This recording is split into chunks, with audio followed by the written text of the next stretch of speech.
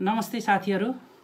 हामी यो कोरोनाको लकडाउन होम क्वारेन्टाइनमा छौं र यस्तो बेलामा लोकसेवा तयार गरेर बसिरहनु भएका समस्त साथीहरुका निम्ति केही फ्रुटफुल होस् भनेर हामीले लोकसेवाको विषयसँग सम्बन्धित विषयवस्तुहरुलाई समेटेर सेडेप नेपालको तर्फबाट र म आफू परशुराम पोखरेलले केही विषयसँग सम्बन्धित कुराहरू अथवा लोकसेवासँग सम्बन्धित विषयवस्तुहरूलाई यहाँ उठान गर्ने जमर्को गरेका छौं। यहाँहरूलाई केही लाग्न सक्छ, तपाईहरुको दिन कसरी बितेको छ, यस्तो बेलामा के पढ्ने होला, कसरी पढ्ने होला, पढ्दै गरेका लागि के कुरा चाहिँ भइदिए राम्रो होला भन्ने केही जिज्ञासा छ भने यो हेर्दै गर्दा हजुरले नोट गर्न सक्नुहुन्छ, लेखेर राख्दिनु होला। यहाँहरु सबैलाई म नमस्कार गर्न थाले। लक्षण धमलाजीले गुरु नमस्कार भन्नुभएको छ, यहाँलाई पनि धेरै धेरै नमस्कार। सरू पोखरेल हुनुहुन्छ, उहाँले पनि हेरिरहनु भएको छ। त्यस्तै गरेर गगनजी हुनुहुन्छ, हरिमाया दाहालजी हुनुहुन्छ, यहाँहरु सबैलाई नमस्कार गर्दै आजको विषयवस्तु हामी सुरुवात गर्छौं। माधव सर हुनुहुन्छ, यहाँले पनि मलाई बीचबीचमा चाहिँ सहयोग गरिदिनु होला। र अब यति भन्दै यहाँहरुलाई चाहिँ केही राखेका आज हामी छोटो विषयमा छलफल गर्ने छौं। छोटो विषयको बारेमा यहाँहरुका केही जिज्ञासाहरु पनि राख्ने छौं। मूलतः आज हामी नेपालमा आबादिक योजनाको विकासक्रम र अहिलेको 14औं योजनाको समाप्ति, यसको उपलब्धि, त्यसपछि 15औं योजनाको सुरुवाती र अहिलेको आउँदासम्म यसको च्यालेन्ज के छ, यसका इस्युहरु के छन्, यसका रणनीति र लक्ष्यहरु के छन् भन्ने विषयमा हामी छलफल गर्ने छौं। र यो सँगसँगै मूलतः शाखा अधिकृतको लागि, नायब सुब्बाको लागि र एज आउने विज्ञापनमा खरिदारको लागि समेत उपयुक्त हुने सार्वजनिक, निजी, सहकारी र साझेदारी विकासलाई हामी हेर्नेछौं। यसमा के चुनौती छ, यिनीहरूको बीचमा के सम्बन्ध छ, यिनीहरूको बीचमा के फरक छ, यस्ता विषयवस्तुहरू र यहाँलाई लागेका कुराहरू र केही सर्टकटमा हामी छलफल गरौँ। अब सबैभन्दा पहिला योजनाबद्ध विकासबाट सुरुवात गरौँ।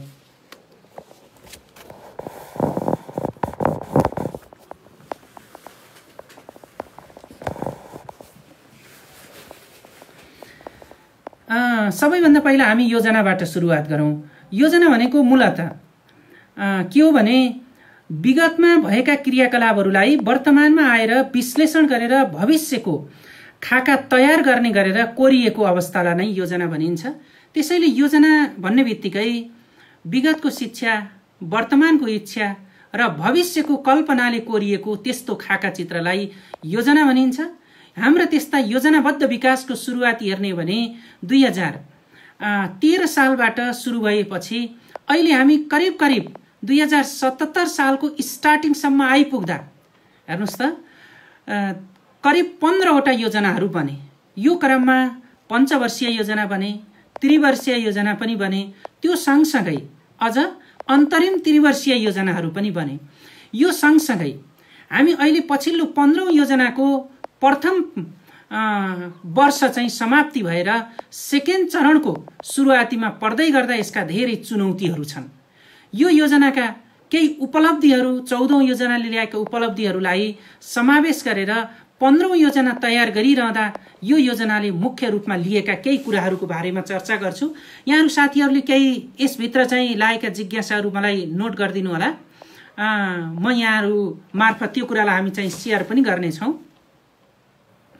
र यो सँगसँगै हामी मूलतः योजना भन्ने बित्तिकै हामीले अघि पनि मैले भने विगतमा गरिएका क्रियाकलापलाई वर्तमानमा विश्लेषण गरेर भविष्यको खाका सहित कोरिएको एक किसिमको खाका चित्र हो। यो कहिलेकाहीँ ठूलो महत्त्वकांक्षी पनि हुन्छ। त्यसैले हामी 14औं योजनाको समीक्षा के हो, 14औं योजनाको उपलब्धि चाहिँ के होला भनेर धेरै साथीहरूले मलाई सोध्ने पनि गर्नुहुन्थ्यो। त्यस्तो बेलामा 14औं योजनाले लिएका केही त्यसका उपलब्धिको बारेमा भन्ने हो भने मूलतः हामी आर्थिक रूपमा अर्थतन्त्रको वृद्धिको रूपमा चाहिँ केही हदसम्म सफल भएका हौं, जहाँ कि करिब 7% को हाराहारीको आर्थिक वृद्धि भयो। त्यस्तै गरेर गरिबीलाई न्यूनीकरण गर्न चाहिँ सघाउ पुर्यायो। त्यस्तै गरेर आर्थिक सामाजिक रूपान्तरणका निम्ति, सामाजिक न्यायका निम्ति चाहिँ परिवर्तनहरू भए। मानिसका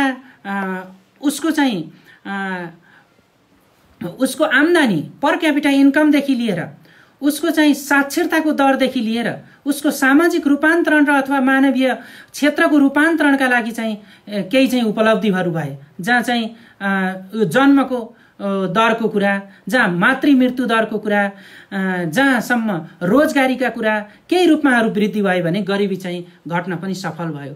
यो सँगसँगै हामी साथीहरूले एकजनाले सोध्नु भएको छ विकेन्द्रीकरण र स्थानीय स्वायत्त शासन, यसको बारेमा हामी पुनः चर्चा गर्नेछौँ। आज मैले अघि भनेका टपिक्समाहरू हामी छलफल गर्छौँ र यो सँगसँगै 14औं योजनाले गरेका मुख्य रूपमा आर्थिक रूपमा रूपान्तरणको कुरा, आर्थिक वृद्धिको कुरा, गरिबीको कुरा, अनि त्यसपछि यो सँगसँगै सामाजिक रूपमा रूपान्तरणको कुरा, यो सँगसँगै हाम्रा आर्थिक रूपमा सुधार भएका कुरा, त्यस्तै सामाजिक न्यायको कुरा, पूर्वाधार विकासमा भएका कुरा, पूर्वाधार विकास सँगसँगै पर्यटन क्षेत्रमा भएको सुधारको कुरा, यो सँगसँगै पूर्वाधार विकाससँग जलविद्युतको कुरा, यस्ता कुराहरू चाहिँ केही उपलब्धिका रूपमा लिन सकिन्छ।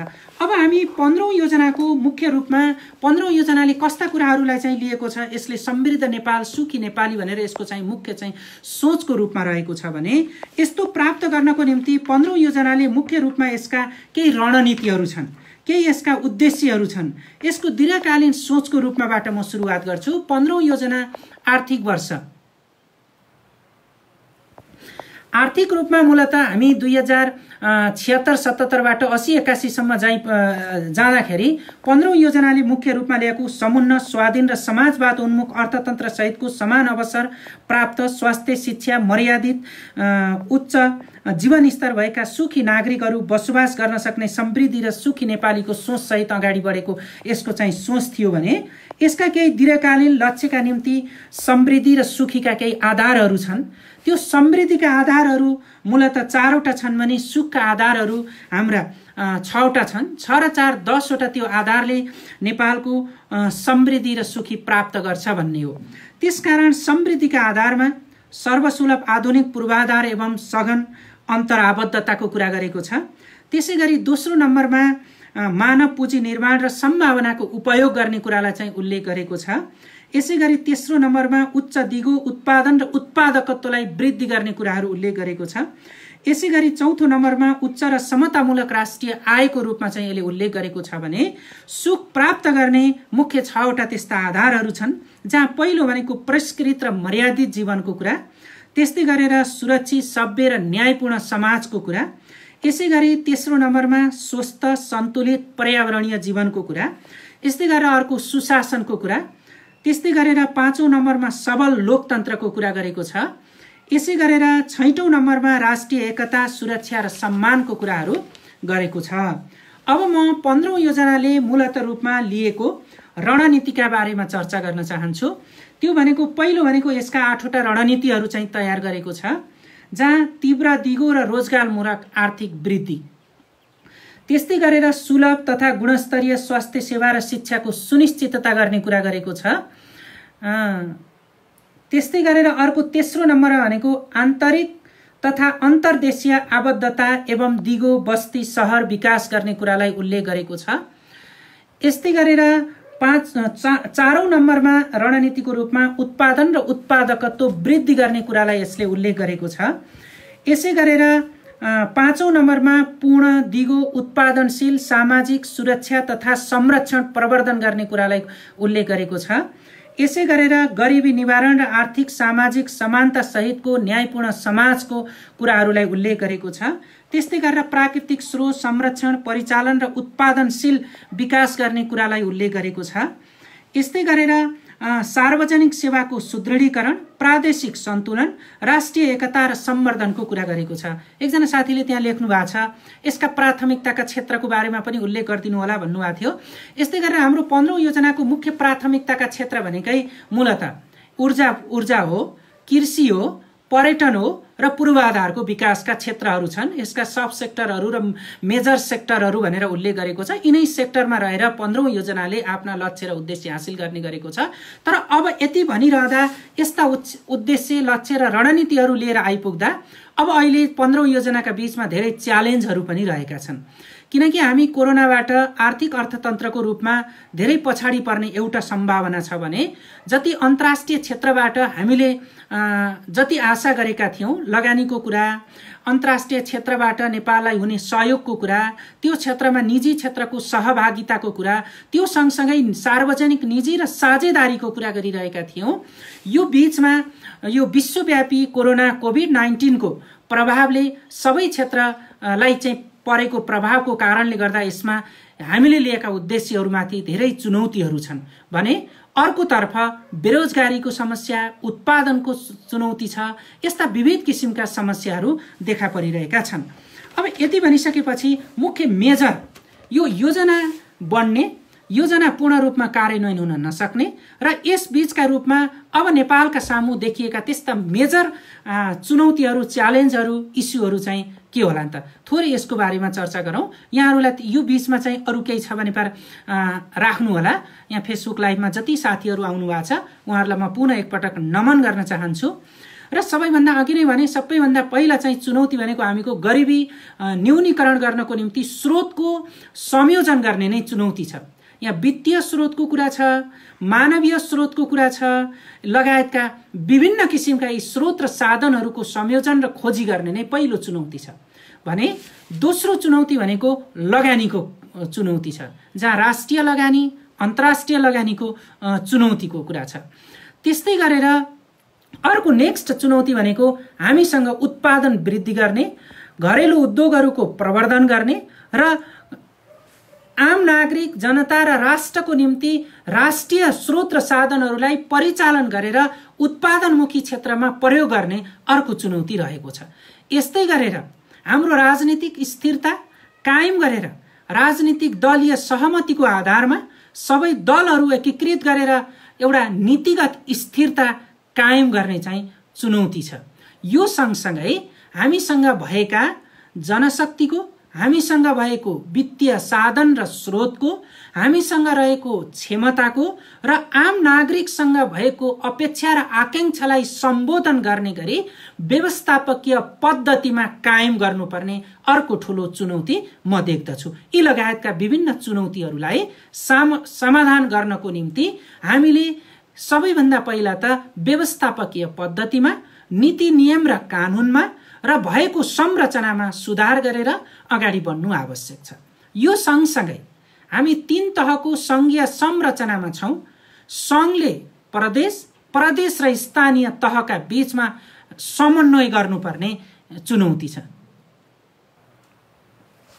र यो सँगसँगै स्थानीय स्तरमा रहेका स्रोत र साधनको खोजी गर्ने, प्रदेशले स्थानीय तहलाई इन्हान्समेन्ट र इम्पावरमेन्ट गर्ने र प्रदेशले र संघले तिनीहरूको बीचमा कोर्डिनेसन गरेर दीर्घकालीन नीति, योजना र कार्यक्रमलाई संयोजन गर्न सकेको खण्डमा यो योजनाले लिएका केही आधारभूत कुराहरूको चाहिँ पूरा गर्न सकिने र विकासलाई अगाडि बढाउन सकिन्छ। एकजना साथी लेख्नु भएको छ 15औं योजना तथा यसका पाठ्यक्रम प्रष्ट पारिदिनु हुन भन्नुभएको छ।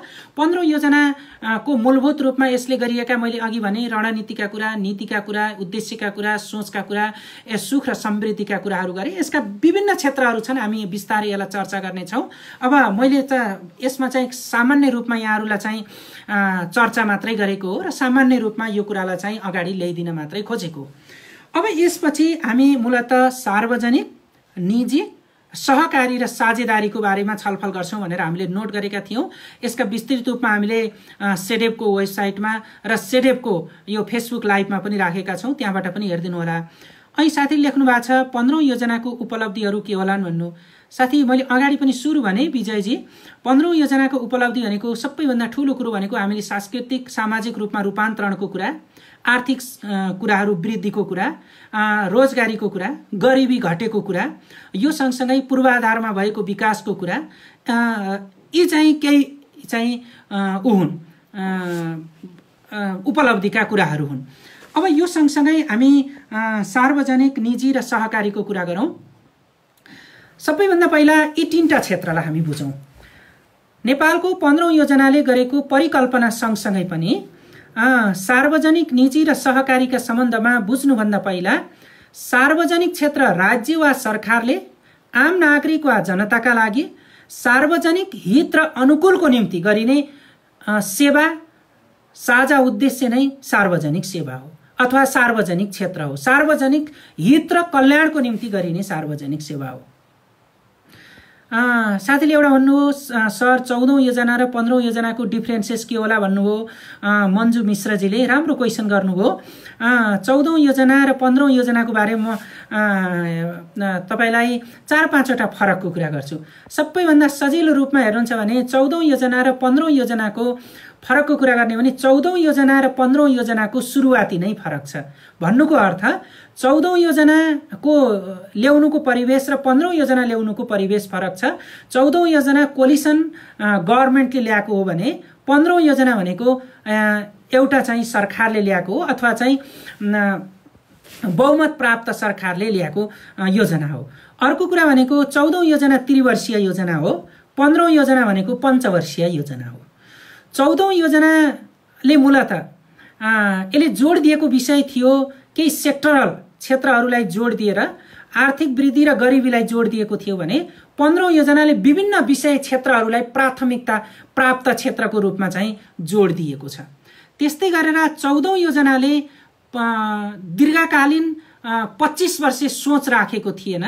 15औं योजनाले 25 वर्षे सोच सहितको 5 वर्षे आबादिक योजना तयार गर्यो। यो मानेमा फरक छ।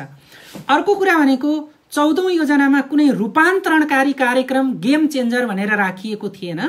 15औं योजनामा गेम चेन्जर रूपान्तरणकारी कार्यक्रम भनेर राखिएको छ। त्यस्तै गरेर 14औं योजनाले निजी क्षेत्रको सहभागिता भन्दा 15औं योजनाले निजी क्षेत्रको सहभागितालाई वृद्धि गरेको छ। त्यस्तै गरेर 14औं योजनाको मुख्य प्रायोरिटीका सेक्टर भन्दा 15औं योजनाका मुख्य प्रायोरिटीका सेक्टरहरू अलि फरक छन्, अलि बढी छन्।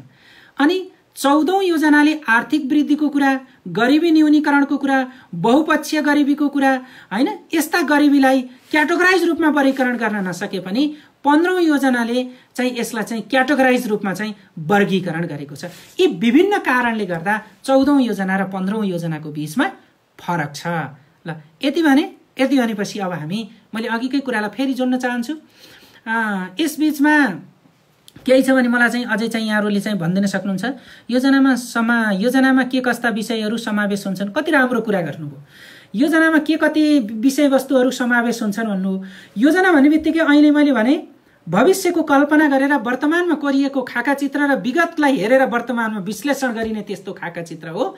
योजनामा सबैभन्दा पहिलो कुरा त दीर्घकालीन सोच हुन्छ।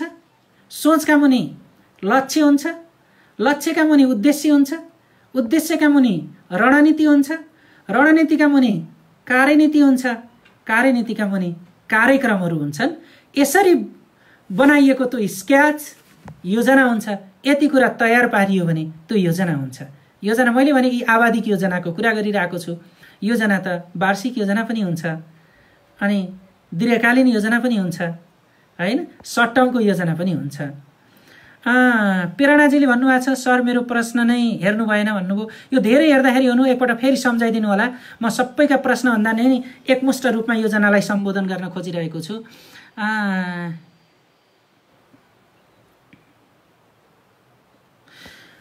अब यसपछि म सार्वजनिक निजी क्षेत्रको कुरा गर्छु।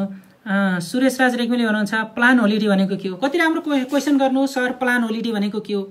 नेपालमा प्लान होलिडे मूलतः 2 पटक 3टा वर्षमा प्लान होलिडे भएको छ। अनि यसै गरी प्लान होलिडे भनेको विगतको योजनाको अवधि समाप्त भएको, अर्को योजना सुरुवात हुने निश्चितता नभएको बीचको जुन ग्याप हुन्छ त्यो ग्यापलाई नै प्लान होलिडे भनिन्छ। यस्तो प्लान होलिडे नेपालमा मूलतः आर्थिक वर्ष 18 र 19, 47-48, 48-49 मा प्लान होलिडे सम्बन्धी व्यवस्था भएको थियो। प्लान होलिडे हुनु भनेको योजना नबनाउनु हो। यसलाई यसरी बुझ्नु होला। अब यसपछि योजनाको परिभाषा फेरि भन्नु न गुरु भन्नुभयो। मैले अघि पनि दोहोऱ्याएँ योजनाको परिभाषा। मैले आफूले यसको चाहिँ टिपिकल योजनाको परिभाषा भन्नुभन्दा विगतमा लिएको शिक्षा, वर्तमानको इच्छा, भविष्यको कल्पनाले कोरिएको खाका चित्रलाई नै योजना भनिन्छ।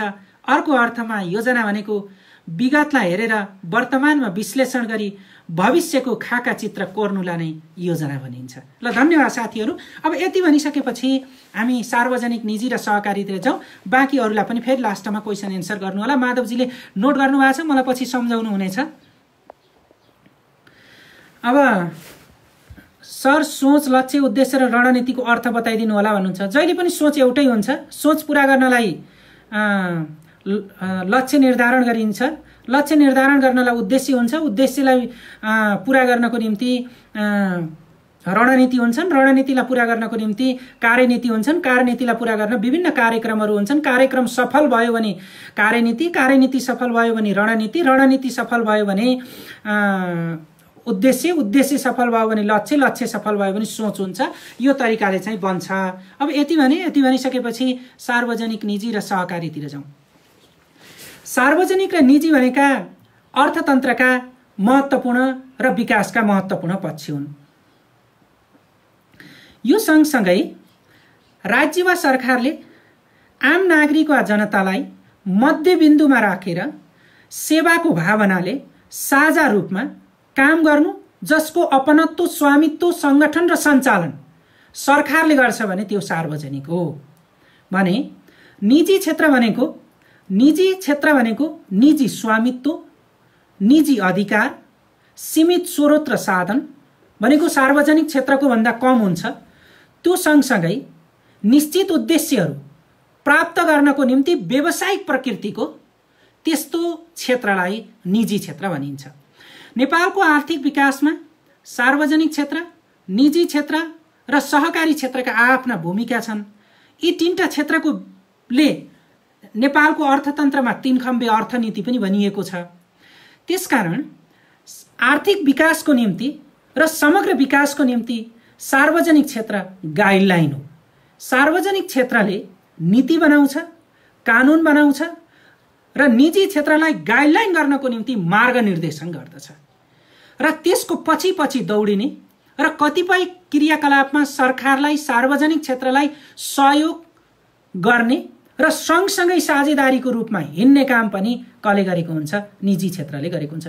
माधव सरले भन्नुहुन्छ सविस्तार आर्थिक विकास र सार्वजनिक, निजी र सहकारीको क्षेत्रमा जाउँ सर, प्रश्न अन्तिममा राख्नु होला भन्नुभयो। राम्रो कुरा गर्नुभयो। मैले यसैमा गइरहेको छु। सार्वजनिक क्षेत्र मैले भने परिभाषा, यस्तो सार्वजनिक क्षेत्रका केही उद्देश्यहरू छन्। आम नागरिकको लोक कल्याणको लागि साझा भावना र नागरिकको उत्तरदायित्व र नागरिकको अधिकारलाई संरक्षण गर्नको निम्ति सेवाको भावनाले हुन्छ, साझा हुन्छ, बृहत र व्यापक हुन्छ र सार्वजनिक क्षेत्रले यो गर्दिन भन्न पाउँदैन। त्यसकारण राज्यले गर्ने काम भनेको आम नागरिक र जनताको हितकै लागि गर्ने हो। त्यो चाहे ठुलो होस् वा सानो होस्, लिमिटेसन पनि गर्न पाइँदैन, गर्न सकिँदैन। त्यसैले राज्य वा सरकारलाई अन्तिम अभिभावक पनि भन्ने गरिन्छ। हाम्रो पहिलो अभिभावक घरको हो, बुवा आमा हो भने अन्तिम अभिभावक केही चाहियो भने राज्य हो। राज्य वा सरकारको मातहतमा रहेर अथवा राज्य वा सरकारका क्रियाकलापलाई सम्बोधन गर्ने गरी राज्य वा सरकारको उद्देश्य पूरा गर्नको निम्ति सार्वजनिक क्षेत्र रहेको हुन्छ। त्यस्तो सार्वजनिक क्षेत्र भन्ने भने राज्य वा सरकार हुन्। अहिलेको सन्दर्भमा 761 वटा सरकार नै सार्वजनिक क्षेत्र हुन्। सहकारीको परिभाषा भन्नुभएको छ, म आउँछु। अब यसपछि निजी क्षेत्र। निजी क्षेत्र भनेको सार्वजनिक क्षेत्रको परिभाषाभन्दा फरक रहेको, निजी स्वामित्व, निजी सञ्चालन र नियन्त्रणमा रहने, दायरा सार्वजनिक क्षेत्रको भन्दा सीमित रहेको, व्यावसायिक प्रकृतिको, नाफा आर्जन गर्ने उद्देश्यले स्थापित भएको त्यस्तो व्यावसायिक प्रकृतिको क्षेत्रलाई नै हामी निजी क्षेत्र भन्छौँ। निजी क्षेत्र र सार्वजनिक क्षेत्रको सहकार्यले राष्ट्रको उद्देश्य पूरा गर्न सकिन्छ। अहिलेको सन्दर्भमा हेर्नुहोस् त, सार्वजनिक क्षेत्रले नीति बनायो, मार्गदर्शन गर्यो, यो गर्नुपर्छ भन्यो, तर निजी क्षेत्रले साथ नदिएको भए अहिलेको यो लकडाउन भनौँ, कोरोना नियन्त्रणमा राज्य एक्लै लागेर सक्दैन। कुनै पनि विश्व दुनियाँमा सार्वजनिक क्षेत्र एक्लै हिँड्न सकेको अवस्था छैन र निजी क्षेत्रले एक्लै छोडिदिनु पनि हुँदैन। यी दुईटाका बीचमा अन्तर्निहित सम्बन्ध छ। त्यो सँगसँगै आर्थिक विकासमा तल्लो तह वर्ग र क्षेत्रलाई आर्थिक उपार्जनको क्रियाकलाप स्रोत र साधनको संयोजन गरेर अगाडि बढाउनको निम्ति सहकारीको त्यत्तिकै भूमिका रहन्छ। सहकारी भनेको मूलतः तीनटा सहको संयोजन हो भन्छु म। त्यो तीनटा सहको संयोजनले सहकारीलाई जोड दिएको हुन्छ। सहकारी हुन्छ, सहयोग र समन्वय हुन्छ, सहकारिता र सहसम्बन्धको अवस्थाले सहकारीको जन्म भएको हुन्छ। त्यसैको जन्म नै पहिलोचोटि 1844 मा बेलायतमा रोबर्टले गरेका थिए। नेपालमा विक्रमसम्म 2013 सालमा सहकारीको जन्म भएको थियो भने सहकारी विभागको 2010 सालमा स्थापना भएको थियो। त्यसैले गर्दा नेपालमा 3 सह पनि भन्ने गरिन्छ। भनेको सहकार्य नेपालमा मात्रै नभएर सहकारीको मुख्य परिभाषाको रूपमा सहकार्य, समन्वय र सहअस्तित्वपूर्ण तरिकाले आर्थिक उपार्जन गर्ने उद्देश्यले कुनै कार्य गरिन्छ भने त्यो संगठित रूपमा रहेको आर्थिक क्रियाकलाप गर्ने सहकार्य, सहअस्तित्व र समन्वयमा रहन्छ भने त्यो चाहिँ सहकारी हुन्छ। र नेपालमा 2013 सालमा 3B बखान सहकारी, बखान बहादुर गुरुङ, बखानपुर चितवनमा स्थापना भएको हो। अब यो मैले तीनटाको परिभाषा भने, यो तीनटाको परिभाषा भनिरहँदा नेपालको आर्थिक विकासमा यी तीनटा क्षेत्रको महत्त्व, भूमिका कस्तो होला त? अहिलेको हाम्रो 15औं योजनाको 5 वर्षको विकास गर्ने लक्ष्य राखिरहँदा सार्वजनिक क्षेत्रभन्दा सहकारीको योगदानलाई हामीले बढी रूपमा एक्सपेक्ट गरेका छौँ। राज्यले त्यसलाई चाहिँ ओन गरेको छ। भनेको सहकारीलाई त्यो आधार स्तम्भ मानेको छ, खम्बा हो भनेको छ। सार्वजनिक क्षेत्र भनेको त गाइडलाइन हो भनेको छ। र सहकारी भनेको सानो सानो पुँजीलाई स्थापना गरेर सञ्चालन गर्नको निम्ति र आय आर्जनलाई वृद्धि गर्नको निम्ति उल्लेख गरिएको छ। अनि यस्तै गरेर यी तीनटा क्षेत्रलाई नेपालको संविधानले 2063 सालको संविधानको धारा 35 को नीतिले पहिलोचोटि के गरेको छ त भन्दा 3 खम्बे अर्थनीतिको रूपमा उल्लेख गरेको छ। अब यति भनिसकेपछि सार्वजनिक क्षेत्रको भूमिका भने मैले सार्वजनिक क्षेत्रले 15औं योजनाको तथ्यगत रूपमा हेर्ने हो भने करिब 39% योगदान सार्वजनिक क्षेत्रको छ भने निजी क्षेत्रको 55% भन्दा बढी योगदान निजी क्षेत्रको छ, खोजिएको छ। त्यस्तै गरेर सहकारीको 5 देखि 6% को योगदान। यिनै तीनटाको योगदानको कारणले गर्दा सार्वजनिक, निजी र सहकारीलाई 3 खम्बे अर्थनीतिको रूपमा उल्लेख गरिएको। अब यहाँनिर किन नेपालको अर्थ विकासमा अथवा आर्थिक विकासमा सार्वजनिक, निजी र सहकारीलाई 3 खम्बे अर्थनीतिको रूपमा उल्लेख गरिएको छ पुष्टि गर्नुहोस् भन्ने क्वेसन हुन सक्छ। सहकारी नाफामुखी पनि हुन्छ कि हुँदैन भन्नु? सहकारी नाफामुखी पनि हुन्छ। सहकारी साझा भावनालाई सम्बोधन गर्ने पनि हुन्छ, आर्थिक उपार्जन गर्ने पनि। तर व्यवसायिक जस्तो सबै नाफा बाँड्न चाहिँ पाइँदैन। अजयजीले सोधेको क्वेसन। अब यसपछि सार्वजनिक क्षेत्रको आर्थिक विकासमा के भूमिका होला त? हाम्रो कोर्स अफ कन्टेन्ट अनुसार मुलुकको आर्थिक विकासका लागि 3 खम्बे अर्थनीतिको प्रभावकारी कस्तो हुन्छ भन्नुभएको छ, अथवा प्रभावकारी हुन्छ कि हुँदैन 3 खम्बे अर्थनीतिको कतिको एकदम मैले अघि नै भने योगदानको हिसाबले सार्वजनिक, निजी र सहकारीको तीनटाको जस्तो अहिले भने 39%, 55% र करिब 6% को एउटा त्यो भयो। अर्को सार्वजनिक क्षेत्रले के गर्छ? यसमा चाहिँ गाइडलाइन गर्ने काम गर्छ। मैले यी तीनटैको बारेमा पहिला चाहिँ सरसर्ती भन्छु, लास्टमा यसलाई क्वेसनको एन्सरको रूपमा पनि अगाडि बढाउँला। अब त्यसपछि सार्वजनिक क्षेत्रको आर्थिक विकासमा के भूमिका रहला त? सबैभन्दा पहिला त सार्वजनिक क्षेत्रको भनेको सार्वजनिक नीति, नियम, कानुनहरू निर्माण गर्ने अथवा सार्वजनिक नीति तथा कार्यक्रमहरू सञ्चालन गर्ने यसको पहिलो भूमिका हो। दोस्रो, निजी क्षेत्रलाई वातावरण सृजना गरिदिने यसको भूमिका हो। अथवा लगानीको निम्ति वातावरण सृजना गरिदिने। त्यो लगानीको निम्ति निजी क्षेत्रलाई वातावरण सृजना गरिदिने भनेको राष्ट्रिय पनि हो, अन्तर्राष्ट्रिय पनि हो। निजी क्षेत्रलाई लगानी योग्य वातावरण निर्माण गर्नको निम्ति लगानी सम्मेलन गर्ने कुरा सार्वजनिक क्षेत्रले गर्ने होला। अनि यो सँगसँगै अर्को कुरा भनेको सार्वजनिक क्षेत्रले के काम गर्न सक्छ त?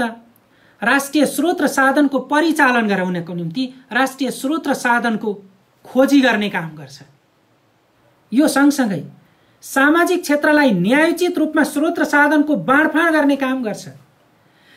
यो सँगसँगै निजी क्षेत्रले रोजगार पैदा गर्नको निम्ति रोजगारीका अवसरहरू सृजना गर्ने कानुन निर्माण गरिदिने काम गर्छ सार्वजनिक क्षेत्रले आर्थिक विकासमा। यो सँगसँगै सार्वजनिक क्षेत्रले विभिन्न किसिमका क्रियात्मक कार्यात्मक अवस्थाको सृजना गरेर व्यावसायिक वातावरण सृजना गरिदिने काम गरेको हुन्छ। यस्ता कामहरू सार्वजनिक क्षेत्रले गरेको हुन्छ भने त्यसमा सोशल सेक्टरको कुरा, इकोनोमिक सेक्टरका कुरा, कूटनीतिको कुरा, स्रोत र साधनको कुरा, मुद्रा व्यवस्थापनको कुरा, अन्तर्राष्ट्रिय सम्बन्धको कुरा, अन्तर्राष्ट्रिय सम्बन्धको सन्दर्भमा त्यो लगानीको कुरा होला, ऋणको कुरा होला, बजेट व्यवस्थापन गर्ने कुरा होला। यस्ता कुराहरू गर्छ भने शान्ति सुरक्षाको व्यवस्थापन गर्ने काम निजी क्षेत्रको होइन, त्यो सार्वजनिक क्षेत्रको हो। त्यस्तै गरेर पूर्वाधार विकासका निम्ति वातावरण तयार गर्ने मात्रै होइन, पूर्वाधार विकासको निम्ति वातावरण तयार गर्ने काम पनि निजी क्षेत्रले गरेको हुन्छ। यसै गरेर निजी क्षेत्रले लोक कल्याणकारी भावनाको सृजना गरेर सार्वजनिक क्षेत्र मार्फत आम नागरिक वा जनताका आधारभूत आवश्यकताहरूको परिपूर्ति गरी आर्थिक वृद्धि गर्ने काम सार्वजनिक क्षेत्रले गरेको हुन्छ। त्यो भूमिका रहन्छ। अब त्यसो भए निजी क्षेत्रको भूमिका के रहन्छ होला त? त्यसो भए निजी क्षेत्र सार्वजनिक क्षेत्रको ले गर्दैमा निजी क्षेत्रले केही गर्दैन, किन नगर्नु? सार्वजनिक क्षेत्रले गरिसकेपछि त बाटो देखाएपछि त निजी क्षेत्र त अगाडि बढ्नु पर्यो नि त। विथआउट प्राइभेट सेक्टर गभर्नमेन्ट एक्लै हिँड्ने पनि होइन। यी दुईटाको संलग्नताले साझेदारी हुन्छ। साझेदारीपूर्ण विकास भयो भने आम नागरिक वा जनताको सहभागिता सजिलोसँग अगाडि बढ्न सक्छ। त्यसकारण निजी क्षेत्रको भूमिका के रहला त? निजी क्षेत्रको पहिलो भूमिका भनेको सार्वजनिक क्षेत्रले बनाएका नीति नियम र सार्वजनिक नीति कार्यक्रमको कार्यान्वयन गर्ने काम गरेको हुन्छ। त्यस्तै गरेर दोस्रो काम भनेको निजी क्षेत्रको सार्वजनिक क्षेत्रले बनाएको वातावरणमा लगानी गरिदिने काम गरेको हुन्छ, लगानी गर्ने काम। तेस्रो भनेको निजी क्षेत्रले रोजगारीका निम्ति नीति बनाउने काम उसले गर्ला। अनि निजी क्षेत्रले के गर्छ? लगानी लाएर रोजगारीका प्रदान गर्ने काम गर्छ, रोजगारी प्रदान गर्ने काम गर्छ। अर्को औद्योगिक वातावरण बनाइदिने काम सार्वजनिक क्षेत्रले गर्छ भने निजी क्षेत्रले विभिन्न किसिमको कल कारखाना उद्योगहरू स्थापना गरेर रोजगारी प्रदान गरेर आर्थिक विकासमा सहयोग गरेको हुन्छ। र यो सँगसँगै निजी क्षेत्रले इम्पावरमेन्ट गर्ने काम गरेको हुन्छ, भनेको सशक्तिकरण गर्ने काम गरेको हुन्छ। कसलाई? आम नागरिकलाई, समुदायलाई, विभिन्न वर्गलाई, क्षेत्रलाई, समुदायलाई। हेर्नुहोस् त, सामाजिक क्रियाकलापमा होला अथवा आर्थिक उपार्जनको क्रियाकलापमा होला, यस्ता विभिन्न क्रियाकलापमा निजी क्षेत्रले आम नागरिकलाई इम्पावरमेन्ट गरेर राज्यसँग सहयोगको भावना वृद्धि गर्ने र उसलाई सजग बनाउने काम पनि निजी क्षेत्रले गरेको हुन्छ। अनि यो सँगसँगै अर्को निजी क्षेत्रको महत्त्वपूर्ण काम भनेको यसले के गरेको हुन्छ त भन्दा स्रोत र साधनको परिचालनको निम्ति निजी क्षेत्रको सहभागिता सुनिश्चित हुनुपर्छ। सार्वजनिक क्षेत्रले स्रोत र साधनको खोजी गर्ने काम गर्छ। जस्तो हाम्रा स्रोत र साधन भनेका आर्थिक क्षेत्रका 5वटा ज भन्ने गर्छु म।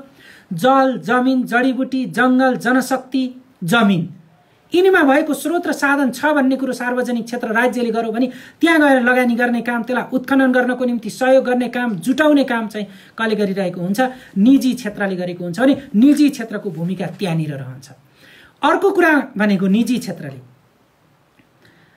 क्षेत्रले पूर्वाधारको विकासमा राज्यलाई सहयोग गर्ने काम गरेको हुन्छ। जस्तै सडकको कुरा, सञ्चारको कुरा, यातायातको कुरा, ऊर्जाको कुरा हो। यस्तो काममा निजी क्षेत्रको चाहिँ अहम भूमिका रहेको हुन्छ। त्यसकारण पूर्वाधार विकासमा निजी क्षेत्रको भूमिका रहन्छ।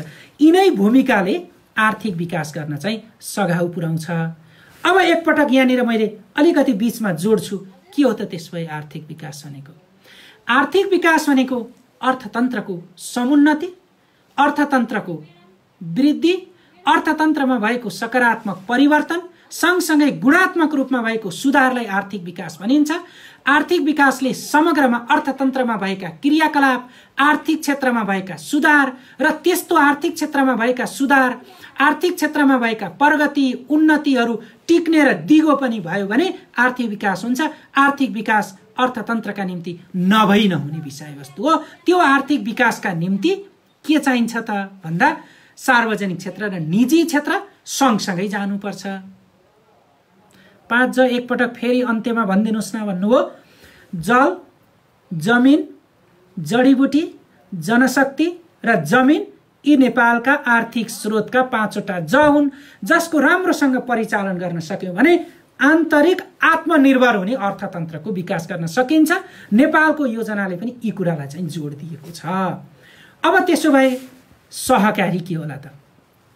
मैले अघि नै भनिरहेको छु, साथीहरूले धेरै कमेन्ट गर्नुभएको छ। यहाँहरूलाई म पुनः एकपटक धेरै धेरै नमन गर्न चाहन्छु। धेरै धेरै धन्यवाद छ। तपाईँका कमेन्टहरू लेख्नु होला, म हेरेर पनि फेरि पछि चाहिँ यहाँहरूलाई चाहिँ रिप्लाई गर्नेछु। अब सहकारीको परिभाषा त मैले भने, फेरि एकपटक सर्टकटमा सहकारीको परिभाषा भन्छु। आर्थिक विकास र आर्थिक वृद्धिको फरक के छ भन्नुभएको छ। धेरै फरक छ। यसलाई पनि लास्टमा चाहिँ जोडौँला, नभए अर्को सेसनमा जोडौँला। कुनै पनि आर्थिक उपार्जन गर्ने उद्देश्यले सामूहिक र साझा भावनामा रही सहकार्य र सहअस्तित्वपूर्ण तरिकाले कार्य गर्नुलाई नै सहकारी भनिन्छ। सहकारीले स्थानीय स्तरसम्म रहेको रोजगारी स्रोत र साधनलाई राज्यलाई सहयोग गरेर आर्थिक विकासका निम्ति सहयोग पुर्याएको हुन्छ।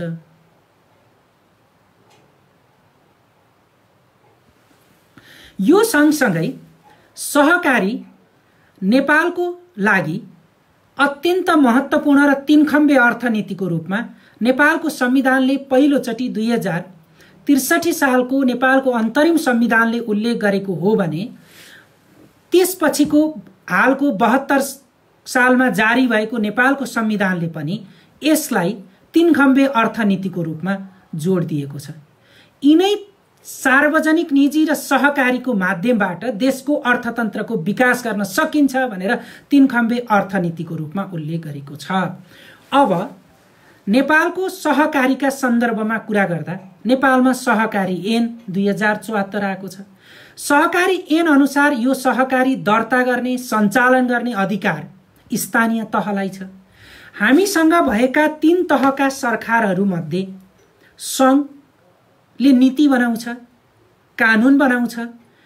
प्रदेशले सहकारीलाई इन्हान्स गर्नको निम्ति, त्यसलाई मोटिभेसन गर्नको निम्ति, त्यसको क्षमता बढाउनको निम्ति इम्पावरमेन्ट गर्ने काम गर्छ प्रदेशले भने स्थानीयले त्यसलाई सञ्चालन गर्ने, त्यसलाई जोड दिने अनि त्यो सँगसँगै स्थानीय स्तरमा रहेको स्रोत र साधनको खोजी गरेर त्यसलाई दर्ता गर्नको निम्ति त्यसलाई चाहिँ इन्करेज गर्ने काम मात्रै नगरेर त्यसको मोनिटरिङ पनि काम गर्ने स्थानीय सरकारले गर्छ।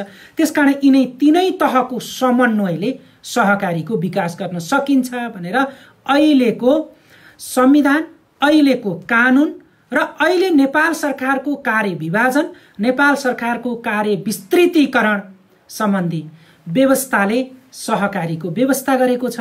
त्यसकारण सहकारीको कार्यात्मक व्यवस्था स्थानीयमा, यसको इन्हान्स गर्ने र यसलाई चाहिँ प्रवर्धन गर्ने जिम्मा प्रदेशको र यसलाई नीति बनाएर सञ्चालन गर्ने जिम्मा सङ्घको रहेको छ। यो 3टा सरकारको कुरा गरेँ मैले, 3 तहको। यो सँगसँगै अब नेपालको आर्थिक विकासमा त्यसो भए सहकारीको भूमिका चाहिँ के होला त? धेरै साथीहरूको प्रश्न पनि छ। नेपालमा सहकारीको महत्त्व अत्यन्त छ। यसले आर्थिक विकासमा यसको महत्त्व छ, रोजगारीमा यसको महत्त्व छ, स्रोत र साधनको परिचालनमा यसको महत्त्व छ, यसका सामुदायिक विकासमा यसको महत्त्व छ। त्यति मात्रै नभएर तल्लो तहका आम नागरिक र जनतालाई सुसूचित गरेर उनीहरूलाई आत्मनिर्भर बनाउने मात्रै होइन, नेतृत्व विकास गरेर अहिलेको राजनीतिक सहभागिता वृद्धि गर्न पनि सहकारीको साह्रै महत्त्वपूर्ण भूमिका रहेको छ। यही कुरा अहिलेको हाम्रो व्यवस्थामा हेर्ने हो भने सहकारी मार्फत राजनीतिक रूपमा सङ्घ, प्रदेश र स्थानीयमा महिलाहरूको अथवा लिङ्गीय रूपमा, जातीय रूपमा, वर्गीय रूपमा, क्षेत्रीय रूपमा तल्लो वर्ग क्षेत्र चाहिँ साह्रै चाहिँ सहकारी मार्फत अगाडि आएको अवस्था छ।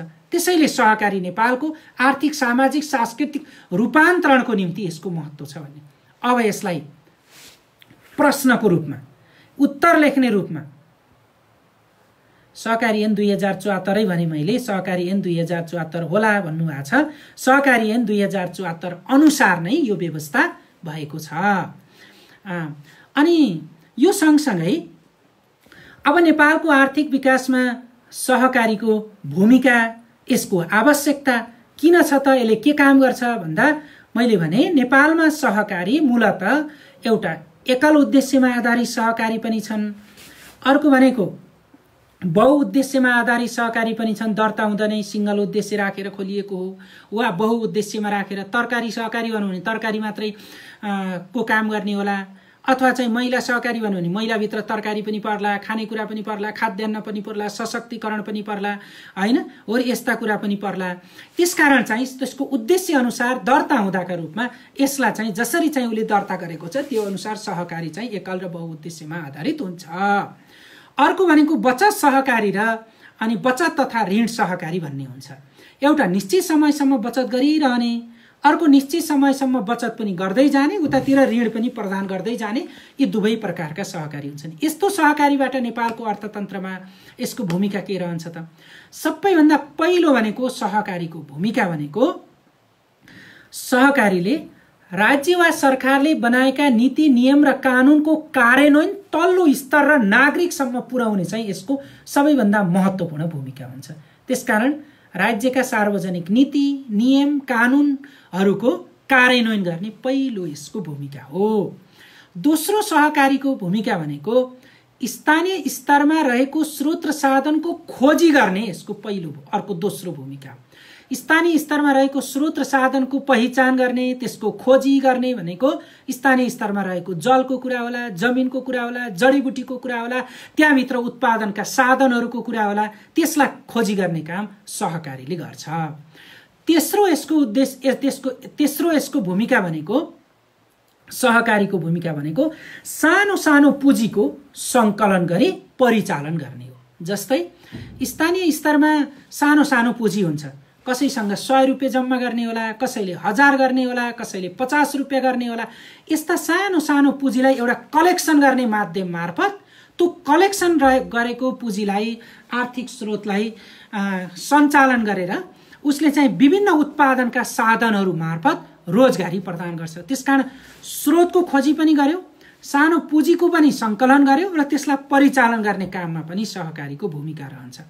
र यो सँगसँगै अर्को सहकारीको महत्त्वपूर्ण भूमिका भनेको स्थानीय स्तरमा रहेका जनशक्तिहरूलाई अवेर बनाउने, त्यसलाई इम्पावरमेन्ट गराउने, त्यसलाई सशक्तिकरणको माध्यमबाट उसका आर्थिक, सामाजिक, सांस्कृतिक रूपान्तरण गर्न चाहिँ सहयोग पुर्याएको हुन्छ। जस्तै स्थानीय स्तरमा एकजना महिलासँग कुनै के थियो, खेती गर्ने सिप थियो, कुनै अर्को महिलासँग बाख्रा पालन गर्ने सिप थियो, अर्कोसँग केही आय आर्जनका निम्ति अथवा चाहिँ विभिन्न किसिमको करेसाबारी सम्बन्धी सिप थियो भने यी विभिन्न किसिमको कृषिका होलान्, सिलाइ कटाइका होलान्। त्यो सिपलाई पैसा नभएर रोकेको थियो भने उसले सहयोग गरेर उसको आम्दानीको स्तर बढाइदियो भनेपछि स्रोत र साधनको परिचालन मार्फत रोजगारीका अवसरहरू सृजना गरी गरिबी न्यूनीकरण गर्न यसको महत्त्वपूर्ण भूमिका हुन्छ। नेपालमा रहेको सबैभन्दा बढी गरिबी लैङ्गिक रूपमा हेर्ने हो भने महिलाको बढी छ। त्यो महिला पनि कस्तो? ग्रामीण क्षेत्रमा बसेको। त्यो ग्रामीण क्षेत्रमा बसेको महिला पनि कस्तो? दलीय रूप, जातीय रूपमा, वर्गीय रूपमा, क्षेत्रीय रूपमा कमजोर छ भनेपछि त्यसलाई सङ्गठित गरेर त्यसको क्षमतालाई प्रदर्शन गरेर आय आर्जन गर्दा त समग्रमा राष्ट्रिय गरिबी पनि त घट्न सहयोग पुर्यायो नि त। हो र त्यो क्रियाकलापमा चाहिँ सहकारीले भूमिका रहन्छ। त्यसकारण उसको चाहिँ इम्पावरमेन्ट गर्न सक्ने क्षमताको विकास गराउँछ। यो सँगसँगै अर्को सहकारीको अर्थतन्त्रमा यसको भूमिका भनेको मूलतः सामुदायिक विकासमा यसको भूमिका रहन्छ। सामुदायिक विकास भन्ने बित्तिकै हामीले सामुदायिक शिक्षाको कुरा होलान्, सामुदायिक स्कुलको कुरा, भवनको कुरा, समुदायमा हुने विभिन्न किसिमका चाहिँ गतिविधिका कुराहरू, जस्तै समुदायभित्र हुने सडकको कुरा होलान्, पार्टी पौवा निर्माणका कुरा होलान्, सोसियल सेक्टरका कुराहरू होलान्। यस्तो कुरामा सहकारीको भूमिका अथाह छ। एउटा भवन बन्नु, एउटा बाटो बन्नु, एउटा विद्यालयमा त्यहाँ चाहिँ अथवा कुनै भवन बनाउनु पनि विकास हो। त्यो विकास सहकारीको आय आर्जनको माध्यमबाट भयो भने समग्र आर्थिक विकास गर्न सघाउ पुर्याउँछ। यो सँगसँगै ग्रामीण विकासमा सहकारीको भूमिका छ। ग्रामीण क्षेत्रमा सहकारीको भूमिका छ भन्नुको अर्थ हामीले ग्रामीण विकास भन्छौँ। ग्रामीण विकास भनेको तल्लो जनताको नजिकमा रहेर स्थानीय स्तरसम्म रहेको विकासलाई सघाउ हुन्छ। निरु घिमिरेजीले भन्नुभएको छ, हजुर नमन भने मेरो पनि नमन छ। यहाँहरू सबैलाई चाहिँ सुनिदिनु भएको छ, हेर्नु भएको छ, कमेन्ट गरिदिनु होला। मेरो पनि 10 औँला जोडेर नमन छ। यस्तै गरेर ग्रामीण क्षेत्रका भित्रका विकासका क्रियाकलापहरू, आर्थिक सामाजिक सांस्कृतिक रूपान्तरण गर्न पनि सहकारीले भूमिका खेल्छ।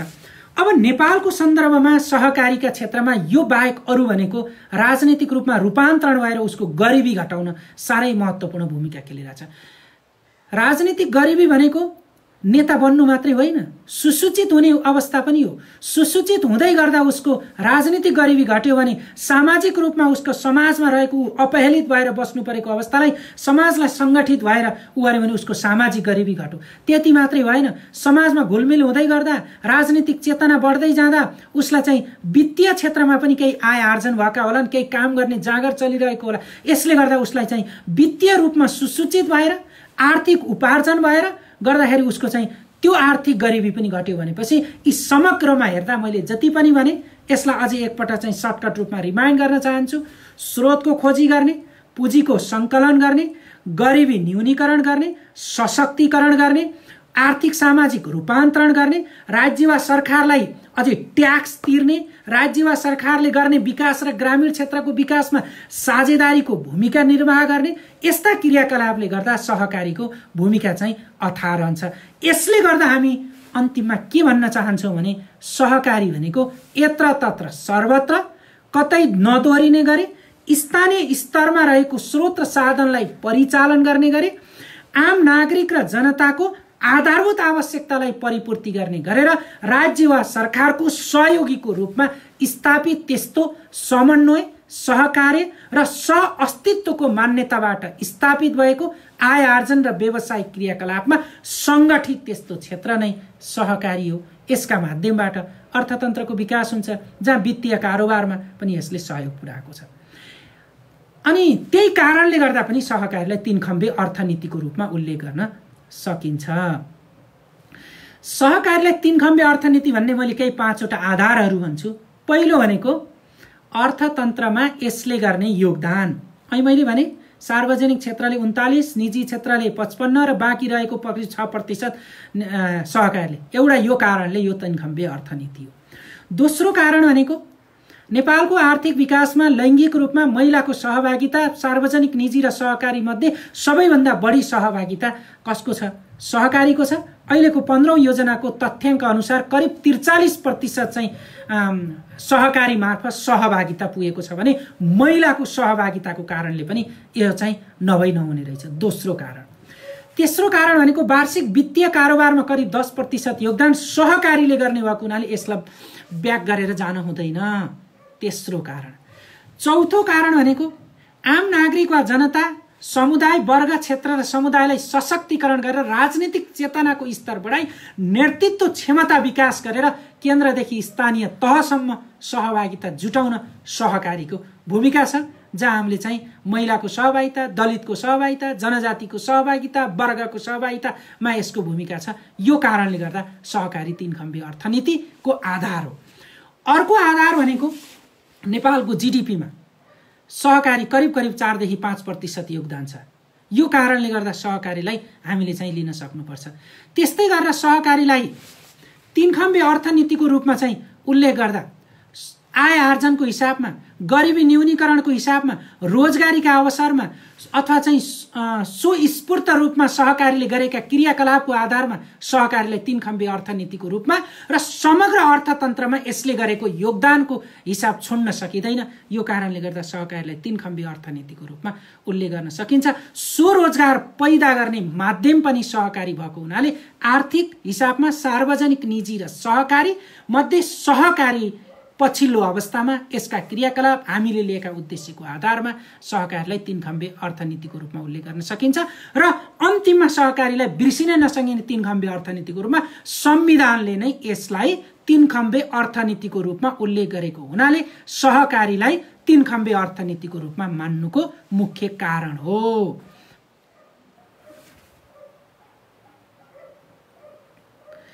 हजुर सर नमस्कार, सहकारीलाई सुपर नेशनल गभर्नेन्स मान्नुको कारण के हो भन्नुभएको छ। त्यो भन्नुको भनेको यही 3 खम्बे अर्थनीतिको रूपमा सहकारीलाई लिनुको मुख्य कारण नै मैले यो अहिले जति पनि भने स्थानीय स्तरमा स्रोत, साधन, गरिबी, रोजगारी लगायतका विभिन्न क्रियाकलापहरू सँगसँगै आय आर्जन र राष्ट्रलाई पुर्याएको योगदानको कारणले गर्दा नै यसलाई चाहिँ मान्नु परेका कारणहरू हुन्।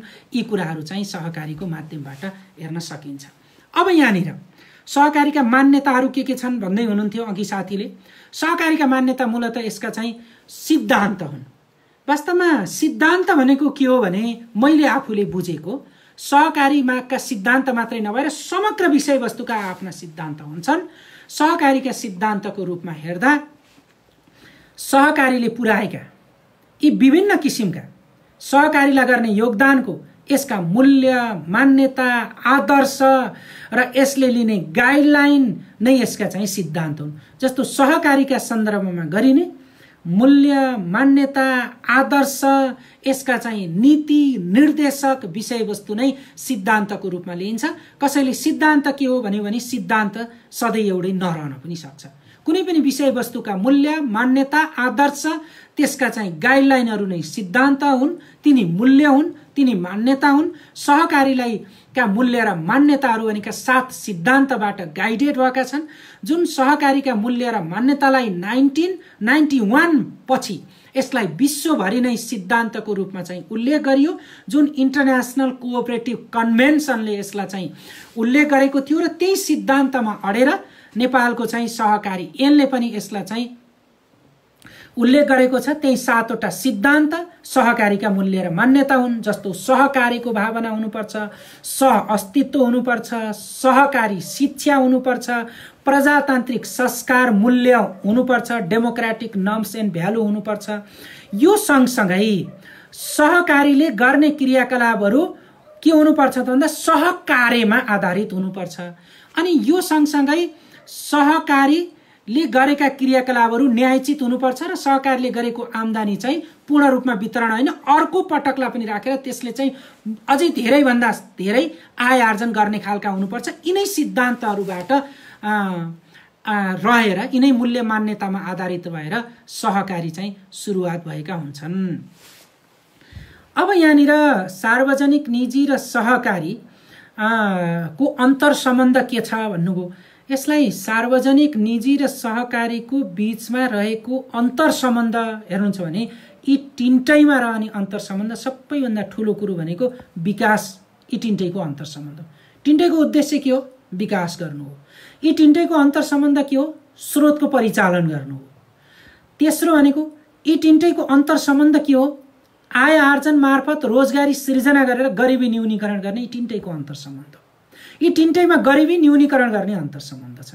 गरिबी न्यूनीकरण सरकारले नीति बनाउला, वातावरण बनाइदिन्छ, सार्वजनिक क्षेत्रले, निजी क्षेत्रले लगानी गरिदिन्छ, अनि सहकारी क्षेत्रले के गर्छ? स्वरोजगारका क्रियाकलापहरू प्रदान गर्दछ। यसरी गर्दा यिनी तीनटाका बीचमा गरिबी यसको सम्बन्ध छ। यी तीनटैका बीचमा सामाजिक न्याय गाँसिएको हुन्छ।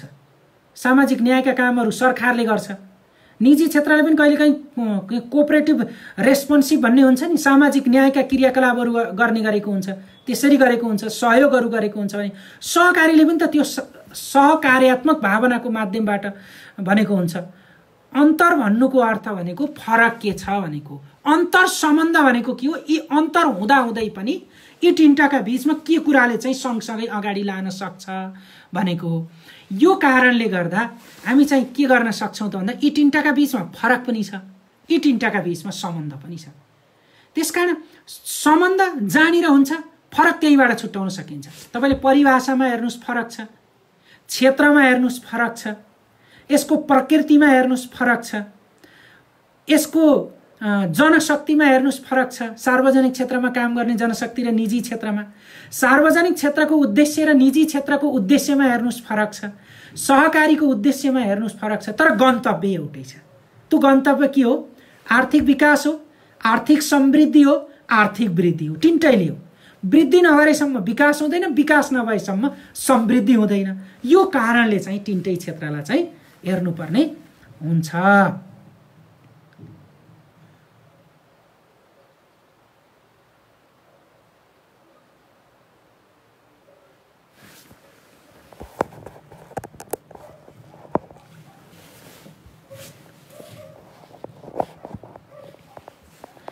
अब यो सँगसँगै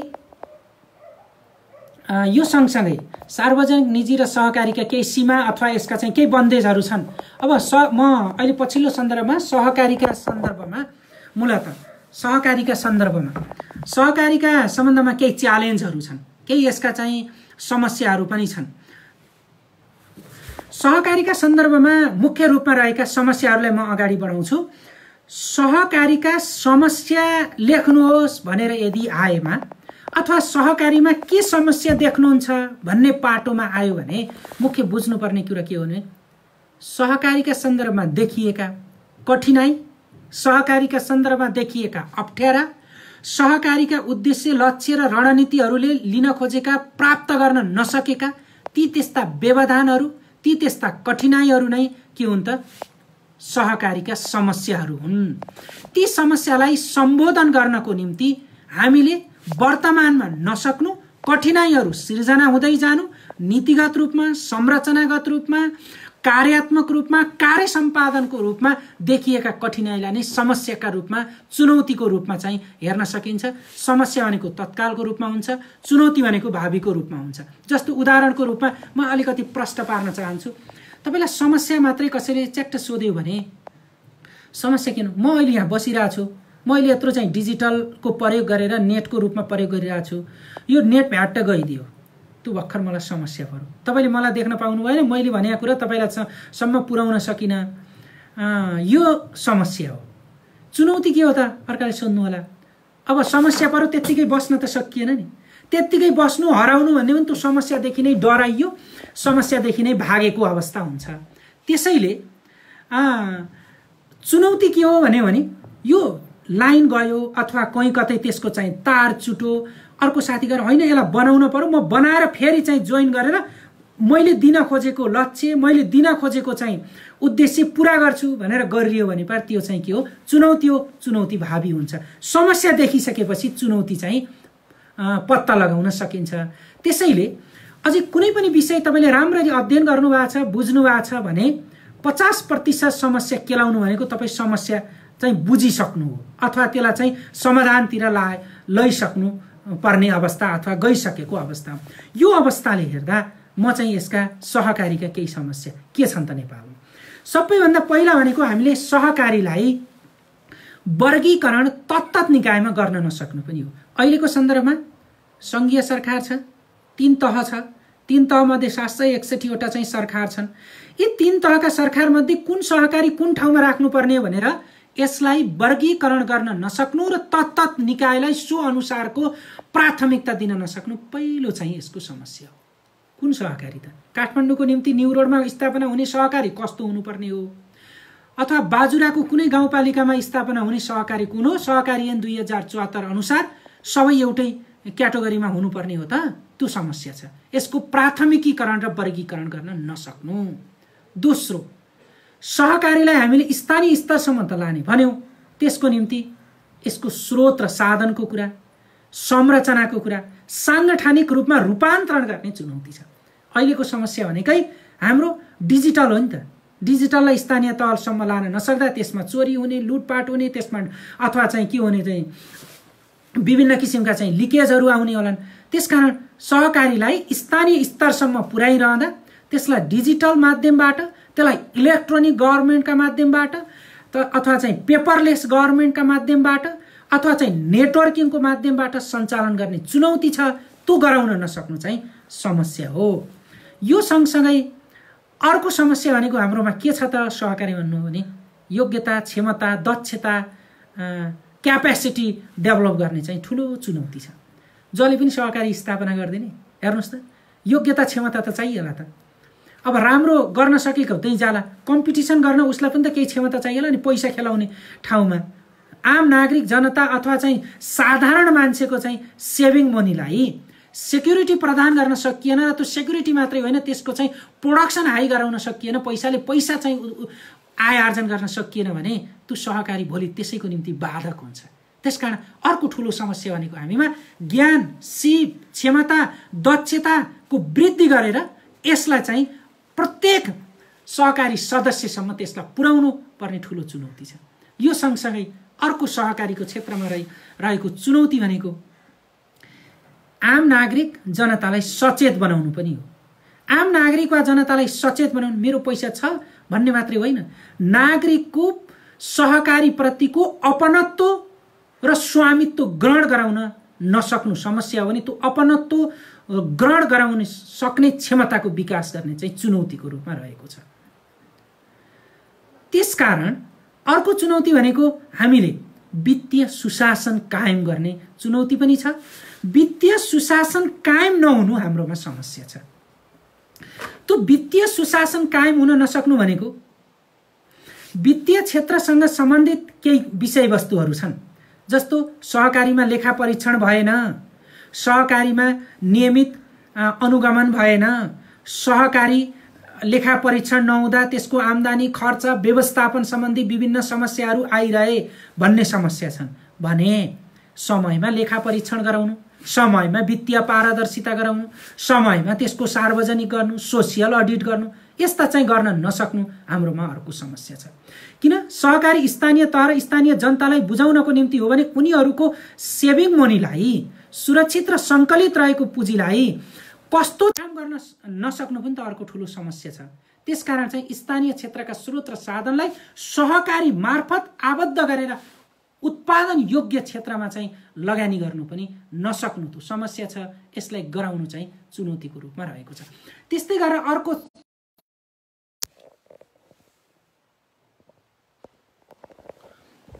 यहाँ अलिकति डिस्टर्ब भयो। त्यस्तै गरेर अर्को चुनौतीको रूपमा अर्को चुनौती सहकारीका चुनौतीको बारेमा हामी चर्चा गर्दैछौँ। सहकारीको अर्को चुनौतीको रूपमा सबैभन्दा ठुलो देखिएको भनेको संरचना, जस्तो सहकारीका निम्ति सङ्गठन संरचनाको कुरा कस्तो बनाउने, कति बनाउने, त्यसको क्षमताको विकास गर्ने भन्ने छ भने सहकारीका निम्ति अर्को देखिएको चुनौतीको रूपमा सङ्घ, प्रदेश र स्थानीय तहका बीचमा यसलाई समन्वय गर्ने चाहिँ ठुलो चुनौती छ।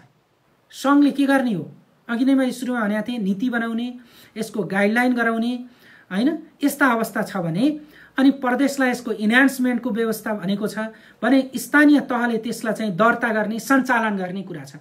हो र यिनीहरूको बीचमा समन्वय गरेर यसलाई चाहिँ अगाडि बढाउने ठुलो व्यवस्थापन गर्ने चुनौती छ। सहकारीको विद्यमान अवस्था के छ भन्नुभयो। सहकारीको विद्यमान अवस्था मैले ठुलो सामान्य रूपमा चर्चा गरेको थिएँ। क्याटेगोराइज रूपमा हेर्नुहुन्छ भने सहकारीको विद्यमान अवस्था भनेको नेपालमा त्यही त अहिले मैले भने योजनाले सहकारीलाई यति प्रतिशत चाहिँ यसको योगदानको कुरा भनेको छ, करिब 6% को।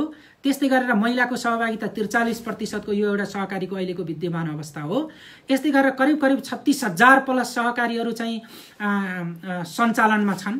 तीमध्ये चाहिँ रोजगारीको अवस्थाले हेर्ने हो भने करिब 40 लाख भन्दा बढी प्रत्यक्ष अप्रत्यक्ष रूपमा रोजगारीको अवस्था रोजगारमा इन्भल्भ छन्। कोही प्रत्यक्ष रूपमा लगानी गरेर, कोही त्यसबाट आय स्रोत लिएर, कोहीले त्यसमा चाहिँ अब इन्भल्भ भएर हो भने प्रत्यक्ष रूपमा 60,000ले प्रत्यक्ष रूपमा रोजगारी पाएका अवस्था छन्।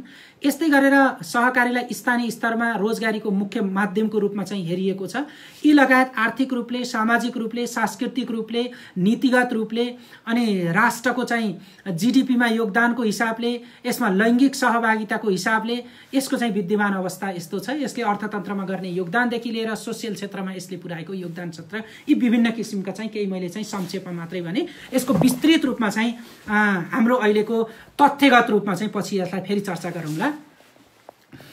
अब यो सँगसँगै सहकारीको अर्को चुनौती भनेको अनुगमन र मूल्याङ्कनको पाटो अत्यन्त कमजोर हुनु, औपचारिकतामा मात्र अनुगमन र मूल्याङ्कन हुनु र यसलाई चाहिँ व्यवस्थित गरेर तल्लो तहसम्म चाहिँ पुरा गर्न नसक्नु यसको समस्या हो। जस्तो सहकारीमा अनुगमन त गरियो, अनुगमन पश्चात त्यसको के गरियो त, यस्ता क्रियाकलापहरू चाहिँ छन्। यी मैले अहिले जति पनि भने यसका चुनौती समस्याहरूमा मूलतः मैले के गरेँ, सङ्गठनको कुरा गरेँ, नीतिको कुरा गरेँ, सङ्गठन संरचनाको कुरा गरेँ, जनशक्ति क्यापेबलको कुरा गरेँ हैन। अनि यो सँगसँगै सहकारीलाई अगाडि बढाउनको निम्ति अब हामीले के गर्नु पर्ला त भन्ने विषयहरू हुन सक्छन्।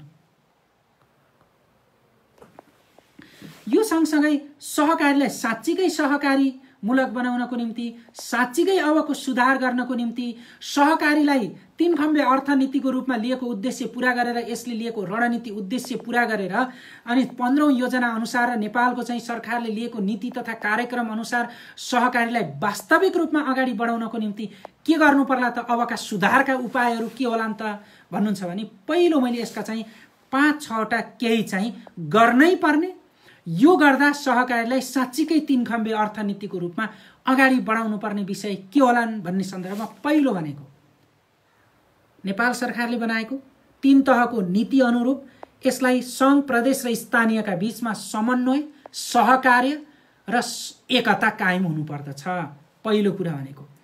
त्यसपछि दोस्रो भनेको सहकारीमा सुधार, सहकारीका मूल्य, मान्यता र आदर्शमा आधारित 7 सिद्धान्तहरूको अक्षरश पालना गर्नुपर्दछ। जस्तो त्यसमा डेमोक्रेटिक नर्म्सका कुरा गरिएको छ। सहकारीको अध्यक्ष भएको छ, वर्षौंसम्म त्यही मात्रै भएको छ, त्यसले त सहकारीलाई त सहकारीको मर्म र भावनालाई त साथ दिँदैन। सहकारीको मर्म र भावना त्यो त होइन। सहकारीले प्रजातान्त्रिक संस्कारको भावनालाई अवलम्बन गर्छ भने प्रजातान्त्रिक संस्कार अनुसार सहकारी चल्नुपर्छ भन्ने हो। त्यसरी चलाउनुपर्छ, सबैको सहभागितालाई सुनिश्चित गर्नुपर्दछ। तेस्रो भनेको सहकारितामा क्षमता, त्यसमा योग्यता, सक्षमताको वर्गीकरण पनि गर्नुपर्छ र सो अनुसार चाहिँ अगाडि बढ्नु पनि पर्दछ। जस्तै सहकारी स्थापना गर्नको निम्ति कति लगानी चाहिनुपर्ने हो, अथवा कति सहभागिता हुनुपर्ने हो, अथवा त्यसको सदस्यको कति योग्यता चाहिनुपर्ने हो, त्यो किसिमको सहकारितामा हुने जनशक्ति, संगठन, संरचना, व्यवस्थापनमा योग्यता क्षमतालाई वर्गीकरण गर्नु आवश्यक छ। र अर्को भनेको सहकारीमा नहुने भनेको सहकारी नीति अनुसार, सहकारीका सिद्धान्त अनुसार स्थानीय तहको क्षमतालाई विकास गर्नुपर्छ। जसले दर्ता गर्छ, जसले सञ्चालन गर्छ, जसले नजिकबाट मोनिटरिङ गर्छ भने उसको क्षमता दिने कि नदिने। स्थानीय तहलाई सहकारीको अधिकार त दियो, तर सहकारीका मूल्य मान्यताहरू तिनले बुझेका छैन भने उसको पनि त क्षमताको विकास हुनु पर्यो, उसको संगठन संरचनाको हुनु पर्यो।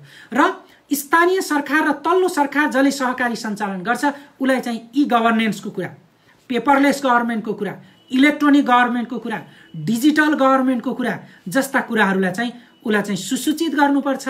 सहकारीलाई पनि अब डिजिटल, ई गभर्नेन्स र ई ब्याङ्किङ सिस्टम, ई फाइनान्सिङ सिस्टममा चाहिँ ल्याउनुपर्छ। त्यो भयो भने सहकारीमा मैले भनेको समस्या जस्तो लुटिने समस्या अथवा त्यसमा चाहिँ चोरी हुने समस्या, विभिन्न किसिमका छन् नि, वित्तीय अनुशासन नहुने समस्या, त्यो चाहिँ के हुन्छ, कमजोर हुँदै जान्छ। अब सुधार गर्नुपर्ने अर्को पाटो के हो त भन्नुहुन्छ भने सहकारीमा सुशासन कायम गर्नुपर्छ। सुशासन सहितको सहकारीको व्यवस्था। सुशासन केमा? आम नागरिकको सहभागितामा, शासकीय प्रक्रियामा, व्यवस्थापकीय संरचनामा, सांगठनिक गतिविधिमा, वित्तीय कुशलतामा, वित्तीय सक्षमतामा, मानवीय जनशक्तिमा सुशासन कायम गरियो भने सहकारीको सुशासन मार्फत अरू पनि क्रियाकलापहरू हुन सक्छन्। यो सँगसँगै अर्को भनेको सहकारीमा सुधार गर्नुपर्ने पाटो भनेको प्रदेशको क्षमता विकास गर्न पर्यो। प्रदेशले सहकारीलाई इन्हान्समेन्ट गर्ने भनेपछि ट्रेनिङका कुरा होलान्, अनुगमन मोनिटरिङका कुरा होलान्, निरीक्षणका कुरा होलान्, हो र त्यो कुरालाई चाहिँ रेगुलर गर्नु पर्यो। भने सङ्घले त्यस सम्बन्धी नीति नियम कानुनको पालना गर्नु पर्यो। अन्तर्राष्ट्रिय क्षेत्रमा भएका सहकारी कन्भेन्सनको रूपमा नेपालले गरेका प्रतिबद्धताहरूलाई पालना गर्नको निम्ति उसले चाहिँ के गर्नु पर्यो त भन्दाखेरि सहयोग गर्नु पर्यो, तल्लो तहसम्म चाहिँ कनेक्सन गर्नु पर्यो, यो गर्नु पर्यो। अनि तथ्य र तथ्याङ्कमा आधारित नीति कार्यक्रमहरूको निर्माण गर्नु पर्यो। यो सँगसँगै सहकारिता के का आधारमा? आवश्यकताको आधारमा, चाहनाको आधारमा होइन, आवश्यकताको आधारमा, स्थानीय स्रोत र साधनको वस्तुनिष्ठ मूल्याङ्कनको आधारमा, स्थानीय क्षेत्रको आवश्यकता, प्राथमिकता र वर्गीकरणको आधारमा सहकारी स्थापना गर्न सकियो भने सहकारी सहकार्यमा आधारित हुन्छ। सहकार्यमा आधारित सहकारीले राष्ट्रिय अर्थतन्त्रको विकास मात्रै होइन, आय आर्जनलाई पनि वृद्धि गर्न सक्छ, जुन सहकारी नेपालका निम्ति स्वरोजगारको आधार पनि बन्न सक्छ। अब अहिलेको सिनारियोलाई जोडेर हेर्ने भने कोभिड-19 को प्रभाव, स्थानीय क्षेत्रमा माइग्रेसनको प्रभाव हेर्नुस् त, यो आप्रवासनको प्रभाव, यो सँगसँगै स्थानीय स्रोत र साधनको ह्रासको प्रभाव, अनि यो सँगसँगै सेन्ट्रलाइज हुने प्रभाव, यो सँगसँगै केन्द्रीकृत शासकीय व्यवस्थाको प्रभाव, यो सँगसँगै नागरिकहरूमा राज्यप्रतिको वितृष्णाको प्रभाव, यो सँगसँगै शासकीय व्यवस्थामा आम नागरिकका गुनासाहरूको प्रभावलाई न्यूनीकरण गर्न पनि सहकार्यतामा आधारित शासकीय व्यवस्था, सहकारीका माध्यमबाट आय आर्जनमा वृद्धि, स्थानीय स्रोत र साधनको परिचालन, अघि मैले जोडे जस्तै 5वटा जको कुशल व्यवस्थापन हुन सक्यो भने के हुन सक्छ त भन्दा सहकारीले राष्ट्रिय अर्थतन्त्रमा योगदान गरेर यसको वृद्धि चाहिँ अझ बढी हुन सक्दछ। अब यो सँगसँगै यहाँहरूको आज मैले सर्टकटमा यति गरेँ, सार्वजनिक निजी सहकारी। यहाँहरूको केही त्यस्तो जिज्ञासा छ, यस सम्बन्धी केही चाहिँ कौतूहलता छ भने प्लिज नोट गरिदिनु होला।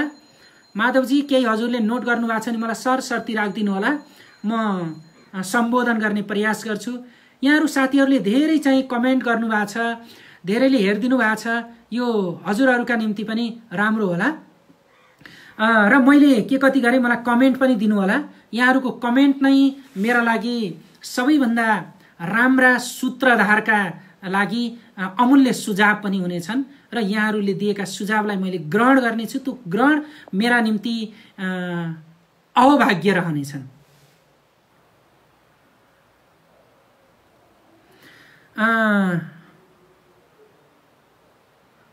साँझ 7 बजे भए अझ राम्रो होला। हामी एकदम लकडाउनमा छौँ, घरमै छौँ, त्यसकारण चाहिँ समय अनुकूल गराउन सकिन्छ। यहाँहरूलाई चाहिँ अल दी बेस्ट त्यसको निम्ति तयार हुनु होला। यहाँहरूको शुभेच्छाको लागि धेरै धेरै धन्यवाद। सार्वजनिक निजी र सहकारी र साझेदारी नै आर्थिक विकासको आधार हो, यस भनाइलाई तर्कसङ्गत प्रस्तुत गर्नु। एकदम राम्रो क्वेसन लेख्नुभयो एकजना साथीले। सार्वजनिक निजी र सहकारी र साझेदारीलाई आर्थिक विकासको महत्त्वपूर्ण आधारको रूपमा लिइन्छ। यो लेख्दा सबैभन्दा पहिले सार्वजनिक निजी सहकारीलाई एक लाइन त्यसको परिभाषा दिनुहोस्। के कारणले नेपालको अर्थतन्त्रमा सार्वजनिक निजी र सहकारी चाहिँ आर्थिक विकासका मेरुदण्ड हुन् भन्ने कुरालाई मैले અહીં भने नागरिकको पर्सपेक्टिभबाट हेर्नु पर्यो, पूर्वाधारको पर्सपेक्टिभबाट हेर्नु पर्यो, अझ मानव विकासको पर्सपेक्टिभबाट हेर्नु पर्यो, अनि त्यो सँगसँगै आर्थिक सामाजिक क्षेत्रबाट हेर्नु पर्यो, अनि राजनीतिक रूपान्तरण मार्फत आर्थिक वृद्धिका पाटाबाट हेर्नु पर्यो। त्यसमा सार्वजनिक क्षेत्रले खेल्ने, त्यसमा निजी क्षेत्रले खेल्ने, त्यो सँगसँगै सहकारीले खेल्ने र यी सबैका तर्फबाट जोडेर साझेदारी कहाँनिर गर्न सकिन्छ। जस्तै सार्वजनिक क्षेत्रले नीति बनाउँछ, निजी क्षेत्रले कार्यान्वयन गर्छ, सार्वजनिक क्षेत्रले लगानीको निम्ति वातावरण बनाइदिन्छ, कानुन बनाएर नीति बनाएर, निजी क्षेत्रले लगानी गर्छ, ठाउँ सार्वजनिक क्षेत्रले दियो, साझेदारी भयो। त्यस्तै सहकारीले उत्पादन गर्यो विभिन्न किसिमको, हैन, अहिले त कृषि सहकारी भनेका छौँ, उत्पादन योग्य सहकारी भनेका छौँ, बाख्रा पालन सहकारी भनेका छौँ। उनले विभिन्न कृषि लगायत व्यावसायिक उत्पादन गरे, त्यसलाई बेच्नेको निम्ति ठाउँ कसले दियो? निजी क्षेत्रले दियो। निजी क्षेत्र र सार्वजनिक क्षेत्रका बीचमा के भयो? सम्बन्ध भयो, अन्तर सम्बन्ध भयो। अन्तर सम्बन्धले के गराइदियो? साझेदारी गराइदियो। साझेदारीका माध्यमबाट के भयो? निजी क्षेत्रले पैसा कहाँ लगाम भन्ने भएको थियो होला, उसँग भएको व्यावसायिकता सहकारीमा लगानी गर्यो। सहकारीलाई मलाई पैसा भएन भन्ने थियो होला, निजी क्षेत्रले उत्पादनमा गर्यो। ती दुईटाको साझेदारी माध्यमबाट ती दुईटाको काम साझेदारी भयो, उत्पादन वृद्धि भयो। उत्पादन वृद्धि भइसकेपछि व्यावसायिकता भयो। व्यावसायिकता वृद्धि भइसकेपछि त्यो के भयो? व्यापार भयो। एकातिर व्यापार भयो, अर्कातिर उत्पादन वृद्धि भयो, अर्कोतिर रोजगारी सृजना भयो। रोजगारी सृजना हुँदै गर्दा र उत्पादन वृद्धि हुँदै गर्दा राष्ट्रलाई के हुँदै गयो? ट्याक्स कलेक्सनको मात्रा पनि वृद्धि हुँदै गयो। रोजगारीका अवसरले राज्यलाई पुर्याएको योगदान नै आर्थिक समृद्धिको आधार हो। यी समग्र क्रियाकलापलाई यही तरिकाले विस्तृतीकरण गर्दै जाँदा के हुँदै गयो त भन्दा सार्वजनिक, निजी र साझेदारीको माध्यमबाट अर्थतन्त्रमा राम्रो योगदान हुँदै गयो। यही नै विषयवस्तु। अरू केही छ? प्लिज नोट गरिदिनु होला। राम्रो भयो आजकल यो कक्षा सर धेरै विषयमा बुझ्ने अवसर पाइयो भन्नुभयो दाहाल म्याडमले, यहाँलाई पनि धेरै धेरै धन्यवाद। अत्यन्तै राम्रो छ सर, अझ परीक्षामुखी भए सुनमा सुगन्ध हुन्थ्यो। हो, हामी परीक्षाको अब बिस्तारै चाहिँ जान्छौँ। यो सँगसँगै तपाईँले सेडेपसँग हुनुहुन्छ, म परशुराम पोखरेलसँग हुनुहुन्छ र यो सँगसँगै विभिन्न चरणमा हुनुहुन्छ। यस सँगसँगै माधव सरले त्यहाँ लेखिरहनु भएको छ, युट्युबमा राख्छौँ, यससँगै हामी सँगै जान्छौँ। तपाईँहरूको इच्छा चाहनालाई हामीले सम्बोधन गर्छौँ। यो सँगसँगै हामीले विषयवस्तुलाई कसरी जाने भन्ने अब टपिक्स वाइज जाउँ वा विषयवस्तु वाइज जाउँ वा पाठ्यक्रम वाइज जाउँ वा समग्रमा क्वेसन एन्सर तरिकाले जाउँ, यहाँहरूको सुझावलाई हामीले ग्रहण गर्नेछौँ। साझेदारी भन्ने कुरा पढेका थिएँ भन्नुभयो, साह्रै राम्रो लाग्यो भन्नुभयो। यसै गरी भेषराजी हुनुहुन्छ, प्रस्तुति अत्यन्तै मिठासपूर्ण, यहाँलाई धेरै धेरै धन्यवाद नमन गर्दछु। यो क्लास डेली वाइ हुन्थ्यो भन्नु, यसको लागि पनि यहाँलाई धेरै धेरै धन्यवाद, थ्याङ्क्स सर भन्नु। अरू केही छन् माधवजी, माधव सर? नोट गरौँ कि आजलाई यतिमै बिट मार्ने कोसिस गरौँ?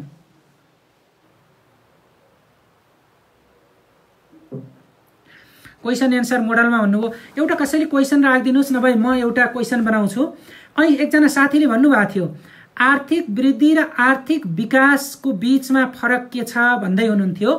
आर्थिक वृद्धि र आर्थिक विकासको बीचमा फरक म एकदम यो भनेको तपाईँलाई रिमाइन्ड गराउने सोच हो। पुरै भन्दा पनि मैले सर्टकटमा राखिरहेको छु जति पनि विषय। आर्थिक वृद्धि र आर्थिक विकासको बीचमा डिफ्रेन्सेस के छ, आर्थिक वृद्धि के हो र आर्थिक विकास के हो, म यसलाई दुईटा पाटाबाट हामीले यी दुईटाका बीचमा डिफ्रेन्सेस लेख्दा तपाईँले यसका फरकका आधारहरूबाट पनि जान सक्नुहुन्छ। एकातिर आर्थिक वृद्धि र अर्कातिर आर्थिक विकास लेखेर पनि जान सक्नुहुन्छ। सबैभन्दा पहिला आर्थिक वृद्धि के हो त? अर्थतन्त्रमा भएको सकारात्मक परिवर्तन, त्यस्तो सकारात्मक परिवर्तन नै आर्थिक वृद्धि हो भने अर्थतन्त्रमा भएको सकारात्मक परिवर्तन सँगसँगै गुणात्मक रूपमा भएको सुधार र समग्र आर्थिक क्रियाकलापमा भएको रूपान्तरण सहितको दिगो उन्नति र प्रगतिको अवस्थालाई आर्थिक विकास भनिन्छ। आर्थिक वृद्धिले गुणात्मक अवस्थालाई भन्दा मात्रात्मक अवस्थालाई चाहिँ बढी जोड दिन्छ, जहाँ त्यो काउन्टेबल हुन्छ, गन्न सकिन्छ। 1% को आर्थिक वृद्धि भयो कि 2% को आर्थिक वृद्धि भयो कि 3% को 7, 8, 10 भन्ने हुन्छ। तर आर्थिक विकास कति प्रतिशत कहिल्यै हुँदैन। सुन्नु भएको छ? मैले सुनेको छैन, तपाईँले सुन्नु भएको छैन होला। आर्थिक विकास त्यो भएर गुणात्मक रूपमा भएको सुधार हो। आर्थिक विकासलाई समग्रतामा विकास भनिन्छ। आर्थिक विकास गुणात्मक, संख्यात्मक सँगसँगै यसले दीर्घकाल रूपमा अथवा समग्र अर्थतन्त्रमा पारेको रूपान्तरणको अवस्था हो भने आर्थिक वृद्धि भनेको मात्रात्मक, संख्यात्मक रूपमा देखिने वृद्धि हो। अब आर्थिक वृद्धि कुनै पनि विकासको साधन हो। आर्थिक वृद्धि भने आर्थिक विकास भनेको अर्थतन्त्रको साधन मात्रै नभएर साध्य हो, त्यो अन्तिम गन्तव्य हो। नेपालको अर्थतन्त्रका निम्ति आर्थिक वृद्धि पहिलो स्टेज हो। आर्थिक विकास भनेको गन्तव्य हो, अन्तिम गन्तव्य। त्यसैले हामीले केलाई भनेका छौँ भने दिगो र फराकिलो आर्थिक वृद्धि मार्फत आर्थिक विकास गरिनेछ भनेका छौँ। दिगो र फराकिलो आर्थिक वृद्धि गर्ने आधार कृषिको रूपान्तरण, पर्यटनको विकास, पूर्वाधारको विकास, हैन, कृषिमा यति प्रतिशतको वृद्धि, पर्यटनमा यति प्रतिशतको वृद्धिले आर्थिक वृद्धिलाई जना समग्र रूपमा रहेको वृद्धिले आर्थिक विकास अन्तिम गन्तव्यमा पुग्यो। त्यसैले आर्थिक वृद्धि सर्ट टर्मको लागि हुन्छ, आर्थिक विकास लङ टर्मको लागि हुन्छ। तत्कालको कुनै कुरामा चाहिँ रूपान्तरण हुनु त्यो आर्थिक वृद्धि हो, लङ टर्मसम्म जानु चाहिँ के हो, त्यो आर्थिक विकास हो। यी विभिन्न पाटाहरू छन्। त्यसैले आर्थिक विकास र आर्थिक वृद्धिलाई यसरी हेर्न सकिन्छ। यसमा यो होइन कि आर्थिक वृद्धि नभइकन आर्थिक विकास चाहिँ गर्न सकिँदैन। आर्थिक वृद्धि भयो भने आर्थिक विकास हुन्छ। त्यसैले हामीले भन्यौं नि कृषि क्षेत्रको गरिबीको यति प्रतिशतले भन्यौं र अन्तिममा हाम्रो सुख समृद्धि समुन्नत नेपाल निर्माण गर्दा समुन्नत आर्थिक विकास गर्न सकिन्छ भन्ने पाटोहरू नै हो आर्थिक वृद्धि र आर्थिक विकासको बीचमा।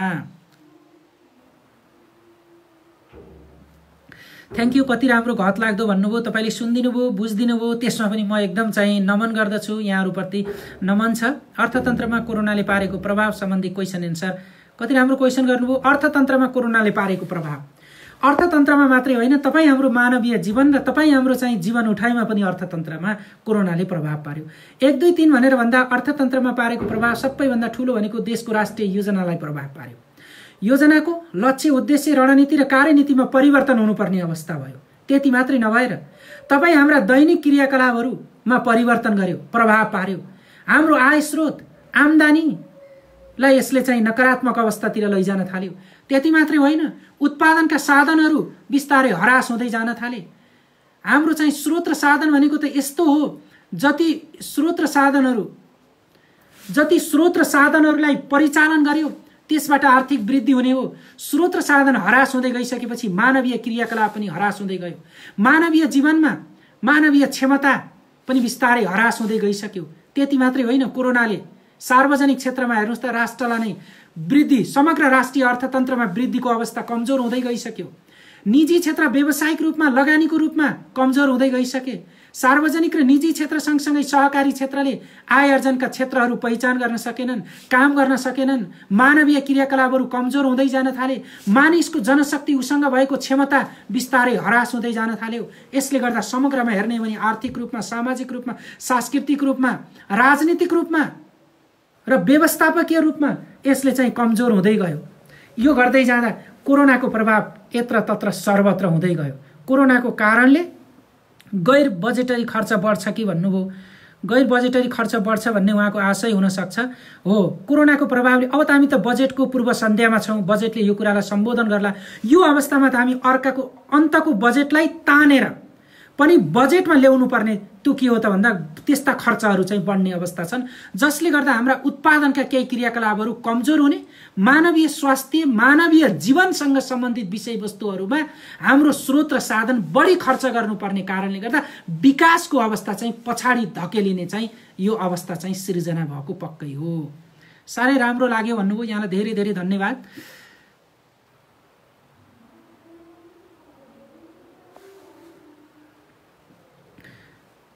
अब अन्तिममा छौँ हामी। आर्थिक विकासको लागि सार्वजनिक निजी क्षेत्रबीच कस्तो सम्बन्ध हुनुपर्छ भन्नुभएको छ रेग्मी पौडेलजीले। आर्थिक विकासको लागि सार्वजनिक निजी क्षेत्रबीचको कस्तो राम्रो क्वेसन गर्नुभयो। आर्थिक विकास भनेकै अर्थतन्त्रको समुन्नत परिवर्तनले नेपालको समुन्नति मात्र नभएर समग्र आर्थिक क्रियाकलापमा हुने गुणात्मक र मात्रात्मक सुधारको अवस्था आर्थिक विकास हो। त्यसको निम्ति सार्वजनिक क्षेत्र र निजी क्षेत्रको सहकार्य केमा, लगानीमा, नीतिमा, संगठन संरचनाका सुधारमा, व्यवस्थामा, सोचमा, विश्वासमा, योजनामा लगायतका क्रियाकलापहरूमा सहसम्बन्ध भयो भने त्यसबाट गरिने क्रियाकलापहरूले आर्थिक विकासमा यी दुईटाको सम्बन्धले आर्थिक विकास गर्न सकिन्छ। मैले यसलाई सर्टकटमा मात्रै भने नीति बनाउँदा राज्यले एक्लै बनाउने होइन, बनाउने त राज्यले हो, सरकारले हो, सार्वजनिक क्षेत्रले हो, तर त्यसमा निजी क्षेत्रको सहभागिताको कुरा। लगानी, राज्यले लगानी पैसा छैन, उसले चाहिँ वातावरण बनाइदिन्छ, निजी क्षेत्रले पैसा हाल्छ त्यसरी। अनि त्यो सँगसँगै व्यवस्थापकीय क्रियाकलापहरूमा निजी क्षेत्रलाई इम्पावरमेन्ट गर्ने क्रियाकलापमा, निजी क्षेत्रलाई संरक्षण गर्ने क्रियाकलापमा, अनि सुरक्षाको व्यवस्थापनका सन्दर्भमा, मौद्रिक परिचालनको सन्दर्भमा, राष्ट्रिय अन्तर्राष्ट्रिय आयात र निर्यातको सन्दर्भमा समन्वय भयो भने यी दुईटाको अन्तर सम्बन्धले आर्थिक विकास गराउन सहयोग पुग्दछ। त्यस्तै गरी अरू केही छन्? रचना अर्याल धन्यवाद, सरले क्लासमा पढाएको याद आयो भन्नुभयो। अब यसैमा पढ्नु पर्ला। Thank you. 435 राम्रो छ भन्नुभयो। जलवायु परिवर्तनले मानव स्वास्थ्यमा पार्ने प्रभावहरू भन्नुभएको छ। यो विषय ठिक छ, जलवायुको कुरा गर्नुभएको छ एकजना साथी सरोजजीले। जलवायु परिवर्तन भनेको मूलतः के हो भने पृथ्वीमा भएको जल वा वायुको परिवर्तन अथवा त्यसको उतार चढावको अवस्थालाई नै सामान्य रूपमा जलवायु परिवर्तन भनिन्छ, क्लाइमेट चेन्ज। त्यसमा हुने उतार चढावको प्रभाव स्वास्थ्यमा हुने भनेको यसले मूलतः स्वास्थ्य क्षेत्रमा पारेको प्रभाव भन्ने बित्तिकै मानवीय क्रियाकलापमा, त्यसले कृषिमा, त्यसले वायुमा र समग्र मानवीय क्रियाकलापमा पारेको प्रभावले हाम्रो स्वास्थ्य क्षेत्रमा खानामा होला, खाद्यान्नमा होला, फुड सेक्युरिटीमा होला, हैन, अनि उत्पादनमा होला, उपभोगमा होला, यस्ता विभिन्न क्षेत्रमा चाहिँ प्रभाव पारेको छ। मूलतः स्वास्थ्य क्षेत्र भन्ने बित्तिकै कृषिसँग जोडिएको हुन्छ, हाम्रो मानवीय जीवनसँग जोडिएको हुन्छ, गुणस्तरसँग जोडिएको हुन्छ, खाद्यसँग जोडिएको हुन्छ, यस्ता क्षेत्रमा जोडिएको हुन्छ। आर्थिक विकास र वैदेशिक क्षेत्रको पाटो भन्नुभएको छ। यो हामी अर्को सेसनमा हामीले वैदेशिक क्षेत्रको अलि लामो छ, त्यसमा चाहिँ जोड्ने छौं। अरू केही छ? नेपालमा मानव विकास सूचकाङ्कको वर्तमान अवस्था बारेमा केही भन्नु पर्यो सर भन्नुभयो। नेपालमा मानव विकास सूचकाङ्क भनेको हामी मूलतः अब यो 2019 को डेटा नै हो। हामी करिब गत वर्षभन्दा अलिकति चाहिँ अपग्रेड थियौँ। ठ्याक्कै डेटा चाहिँ अहिले याद भएन, हामी त्यो विषयलाई छुट्टै राख्नेछौँ डेटागत रूपमा। सर मेरो प्रश्नको उत्तर पाइन्छ कि भन्नुभयो दीपकजी, फेरि एकपटक रिमाइन्ड गर्नुहोस्, मैले धेरैको बीचमा चाहिँ भुले हुम्ला। दीपकजी मलाई तपाईँको उत्तर के थियो, प्रश्न के थियो प्लिज सम्झाइदिनुहोस्। नेपालको 15औं योजना भन्नुभयो, 15औं योजना गोल र रिलेसन, त्यसको बारेमा पनि म भनिसकेँ। शासन मुलुकको विकासका लागि बनाइदिनु होला, गरिबी र बेरोजगारी बीच भन्नुभयो। सार्वजनिक निजी साझेदारी, सार्वजनिक क्षेत्र, नागरिक। ओके, नागरिक समाजको बारेमा साथीहरूले भन्नुभएको छ। नागरिक समाज, यो नागरिक समाज, सार्वजनिक निजी र नागरिक समाज भनेको मूलतः म तपाईँलाई यसबारेमा सर्टकट मात्रै भन्न चाहन्छु। नागरिक समाज भन्ने बित्तिकै हामीले स्वतन्त्र रूपमा, सुसङ्गठित, स्वतन्त्र रूपमा सङ्गठित भएको, जहाँ दलीय पद्धतिमा अथवा दलीय संस्कारमा अथवा दलको चरित्रमा नभएको, कुनै राजनीतिक दलप्रति आबद्ध नभएको, सामाजिक रूपमा क्रियाशील भएको, राष्ट्र, राष्ट्रियता, आम नागरिक वा जनसरोकारका विषयलाई सम्बोधन गर्नको निम्ति उनीहरूका क्रियाकलापलाई उठान गर्ने त्यस्तो स्वतन्त्र सङ्गठनलाई नै नागरिक समाज भनिन्छ। म यसलाई 5 वटा कुरामा फेरि रिमाइन्ड गर्न सक्छु। राज्य वा सरकारभन्दा तल रहेको, व्यक्ति वा परिवारभन्दा माथि उठेको, सामाजिक रूपमा क्रियाशील, निस्वार्थ भावनाले प्रेरित भएको, दलीय चरित्र नभएको, कुनै दल वा सङ्गठनप्रति आबद्ध नभएको, साझा र सामूहिक रूपमा काम गर्ने त्यस्तो सङ्गठनलाई नै नागरिक समाज भनिन्छ। नागरिक समाजलाई राज्य र नागरिकलाई जोड्ने सेतुको रूपमा पनि उल्लेख गरिन्छ। त्यसकारण यो भनेको सम्बन्धको सेतु हो, जसलाई bridge between the government and people पनि भन्ने गरिन्छ। त्यो नागरिक समाजको भूमिका आम नागरिकलाई सशक्तिकरण गर्ने, राज्य वा सरकारले बनाएका ऐन नियम कानुन कार्यविधिहरूलाई नागरिकसम्म पुर्याउनको निम्ति त्यो बीचको पुलको काम गर्ने, नागरिकका आवाजलाई हस्ताक्षर मार्फत, सम्बोधन गरेर, प्ले कार्ड मार्फत राज्यसम्म पुर्याउने, अनि त्यो सँगसँगै आम नागरिक वा जनताका इच्छा, आकांक्षा अथवा भोइस, चोइस, राइटलाई सम्बोधन गर्नको निम्ति क्रियाशील हुने, अनि समाजमा रहेका विकृति र विसङ्गतिहरूलाई उजागर गर्ने हो र त्यस्ता वर्ग क्षेत्रहरूको उठान गर्ने, जुन निम्न वर्ग क्षेत्र समुदायको उठान गरे त्यो बीचमा पैरवी गर्ने त्यस्तो वर्ग त नभनौँ, त्यस्तो सङ्गठित समूहलाई नै के भनिन्छ? नागरिक समाज भनिन्छ। अरू केही छ? अब आजलाई यति नै गरौँ।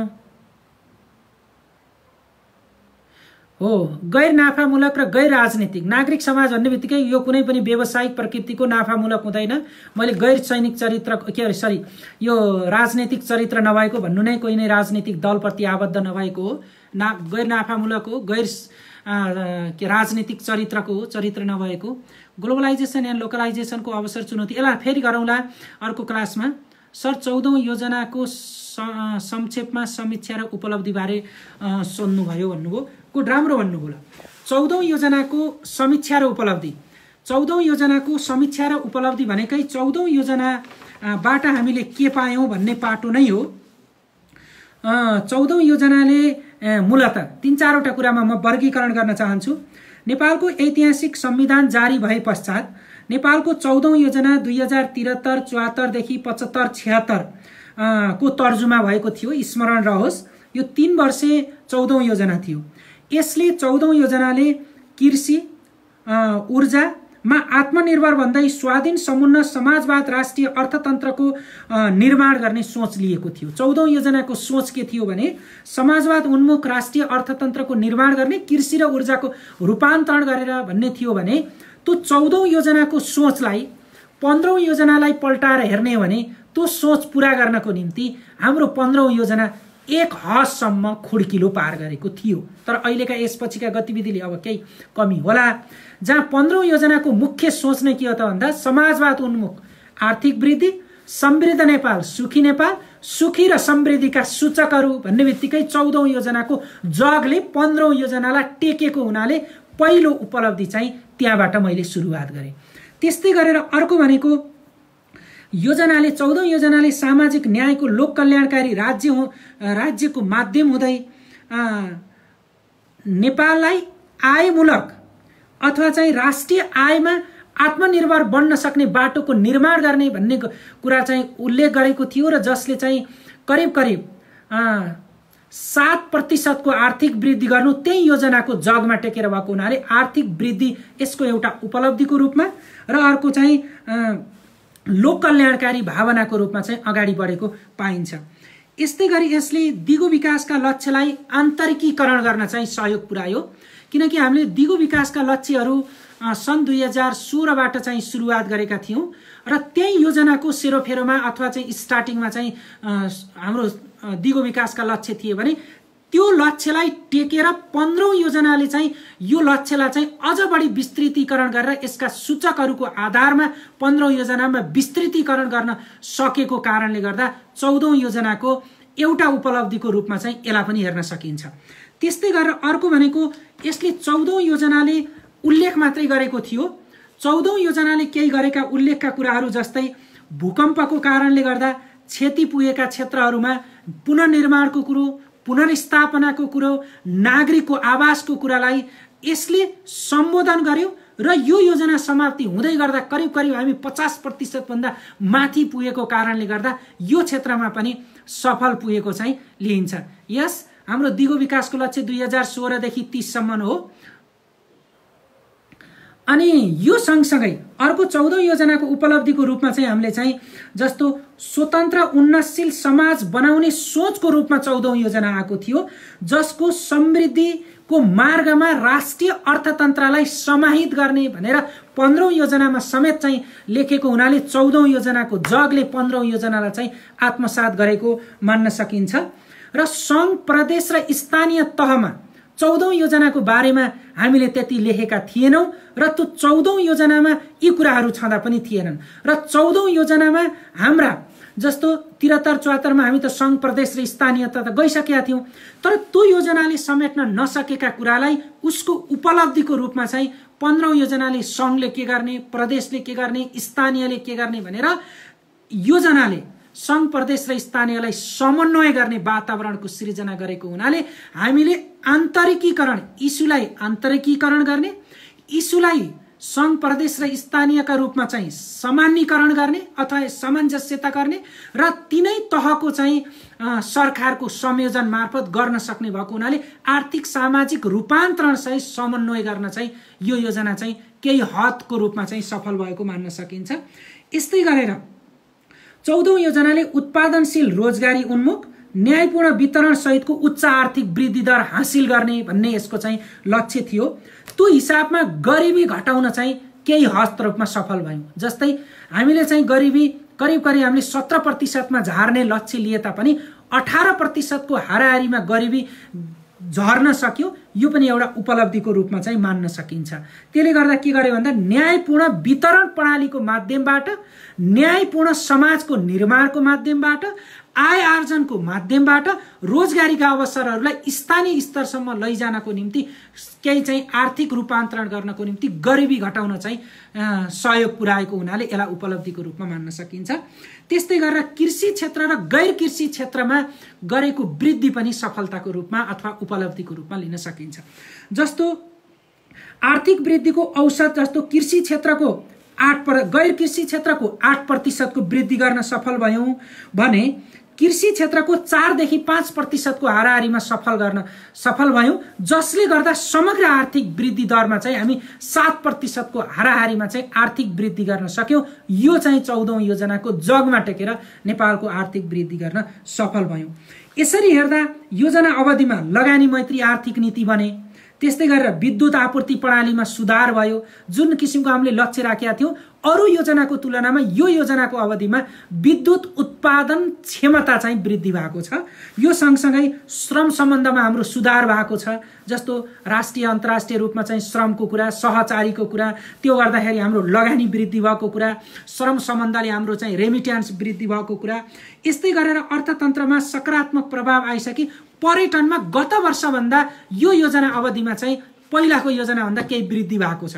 जस्तो भूकम्पभन्दा अगाडिको कारणले गर्दा हामीले केही चाहिँ गर्न सकेनौं, त्यसपछि यो योजनाको जगमा टेकेर केही वृद्धि भएको छ। त्यसपछि मैले अघि नै भने पुनर्निर्माणको अवस्थामा, भूकम्पपछिको तीव्र गतिको पुनर्निर्माणको अवस्था। यस्तै गरी मानव विकास सूचकाङ्कमा जस्तो 0.57% र अपेक्षित आयु सरदर 72 वर्ष पुर्याउने लक्ष्य रहेकोमा समीक्षा अवधिमा कम्तीमा पनि हामीले 70 वर्षको औसत आयु हाराहारी पुर्यायौं। त्यस्तै गरी मानव विकास सूचकाङ्कमा 0.574 पुरा गर्यौं। यो पनि एउटा उपलब्धिको रूपमा लिन सकिन्छ, मानव विकास सूचकाङ्क र औसत आयु। यस्तै गरेर अर्को हामीले चाहिँ उपलब्धि गरेको कुरा चाहिँ भर्ना दर पनि हो। जस्तो हाम्रो स्कुलमा भर्ना दर 96% भनेको 98% भर्ना दर पुर्यायौं। कमसेकम स्कुलमा लगेर भर्ना दर गर्न सक्यौं। त्यो पनि एउटा उपलब्धिको रूपमा शिक्षामा, माध्यमिक तहमा त्यो भनेको भर्खर चाहिँ प्रावि तहको भर्ना दरको कुरा। त्यसपछि हामी त्यसमा चाहिँ सुधार हुँदै गएर अहिले चाहिँ गत वर्षभन्दा केही रूपमा चाहिँ वृद्धि हुँदै गएको छ। त्यस्तै गरेर समग्रमा हेर्ने भने शिक्षामा आएको परिवर्तनको अवस्थाले, साक्षरताको दरमा आएको परिवर्तनको कारणले गर्दा हामी केही परिवर्तन चाहिँ भएको मान्न सकिन्छ। मैले यति भनेका कुरा, शिक्षाको कुरा गरेँ, स्वास्थ्यको कुरा गरेँ, मानव विकास सूचकाङ्कको कुरा गरेँ, पूर्वाधार विकासका क्षेत्रको कुरा गरेँ, अनि यो सँगसँगै अरु कुरा भनेको समग्रमा आर्थिक अर्थतन्त्रमा भएका सुधारका कुराहरू गरेँ। समीक्षा गरेँ भनेपछि विद्यमान अवस्था, सबल र दुर्लभ पक्ष लेख्ने हो भन्नुभयो। मैले त अहिले त तपाईलाई चाहिँ यो त उपलब्धि मात्रै भनिरहेको छु। साथीले राम्रो कुरा सोध्नुभयो। साथीले भनेको हुनाले मैले 14औं योजनाको उपलब्धि मात्रै भने। अब समीक्षा भनेपछि त तपाईले के भए राम्रा पक्ष, के भए नराम्रा पक्ष पनि लेख्ने हो। तर हामी चाहिँ पहिला सुधारको पक्षबाट जानु पर्यो, राम्रा पक्षबाट। अब समीक्षा भन्ने बित्तिकै त यसका टीका टिप्पणी पनि त गर्नु पर्ला, यसको क्रिटिसिजमको रूपमा लेख्नु पर्ला। यसका यति राम्रा हुँदा हुँदै पनि हामीले गर्न नसकेका के हुन् भन्न सकेला। हामीले गर्न नसकेको भनेको जति हामीले कृषिमा रूपान्तरण गर्ने भनेका थियौं त्यति गर्न सकेनौं। हामीले रोजगारीको वृद्धि दर जति पुर्याउन भनेका थियौं त्यति सकेनौं। जस्तै हामीले अघि मैले भने गरिबी 17% झार्ने भनेका थियौं, झार्न सकेनौं। के कारणले झार्न सकेनौं त? गरिबी। जब रोजगारी वृद्धि हुन सकेन, उत्पादन वृद्धि हुन सकेन, हो त्यो कारण। अनि हामीले 14औं योजना हामीले के भनेका थियौं? जस्तो आयात र निर्यातको भोल्युम घटाउने भनेका थियौं। हामीले निर्यात वृद्धि गर्दै लाने, आयातलाई कम्ती भने 25% व्यापार घाटा 25% मा कम गर्ने भन्यौं 34 बाट। झन बढी वृद्धि हुँदै गयो, 38 मा गयो। अहिले अझै बढी भयो। अहिले त अझै कोरोनाको कारणले यसको प्रभाव झन् हाम्रो के होला, उत्पादन केही छैनन्, बाहिरबाट झन् ल्याउनु पर्ने होला झन् पछिल्लो अवस्थामा। यी भनेका हामीले जति लिएका थियौं भन्यौं। हाम्रो व्यापार घाटा वृद्धि हुँदै गयो। रेमिटान्स र रोजगारीका कुरा हामीले नेपालमै दिने भनेका थियौं। जस्तो 14औं योजनाले प्रत्येक वर्ष वार्षिक रूपमा लाखौं रोजगारी सिर्जना गर्ने, सहकारीमा यति गर्ने, उद्योगमा यति गर्ने भनेर विभिन्न किसिमको तथ्यगत आधारमा संख्यात्मक आधारमा भनेका थियौं हो र त्यो हुन सकेन। त्यो चाहिँ कमजोरीका पाटाहरू हुन्, यिनी नै हुन्।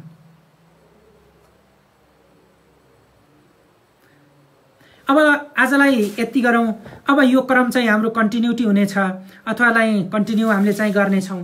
अब यहाँसम्म यहाँहरूले जुन हेरेर कमेन्ट गरेर सुझाव दिएर मलाई धेरै धेरै गुण लगाउनु भयो, त्योभन्दा पनि यहाँहरूको सुझाव, यहाँको चाहिँ सहयोग, यहाँहरूको कमेन्टको लागि म हार्दिक आभार व्यक्त गर्न चाहन्छु र सेडेप माधवजीलाई पनि म हार्दिक धन्यवाद दिन चाहन्छु।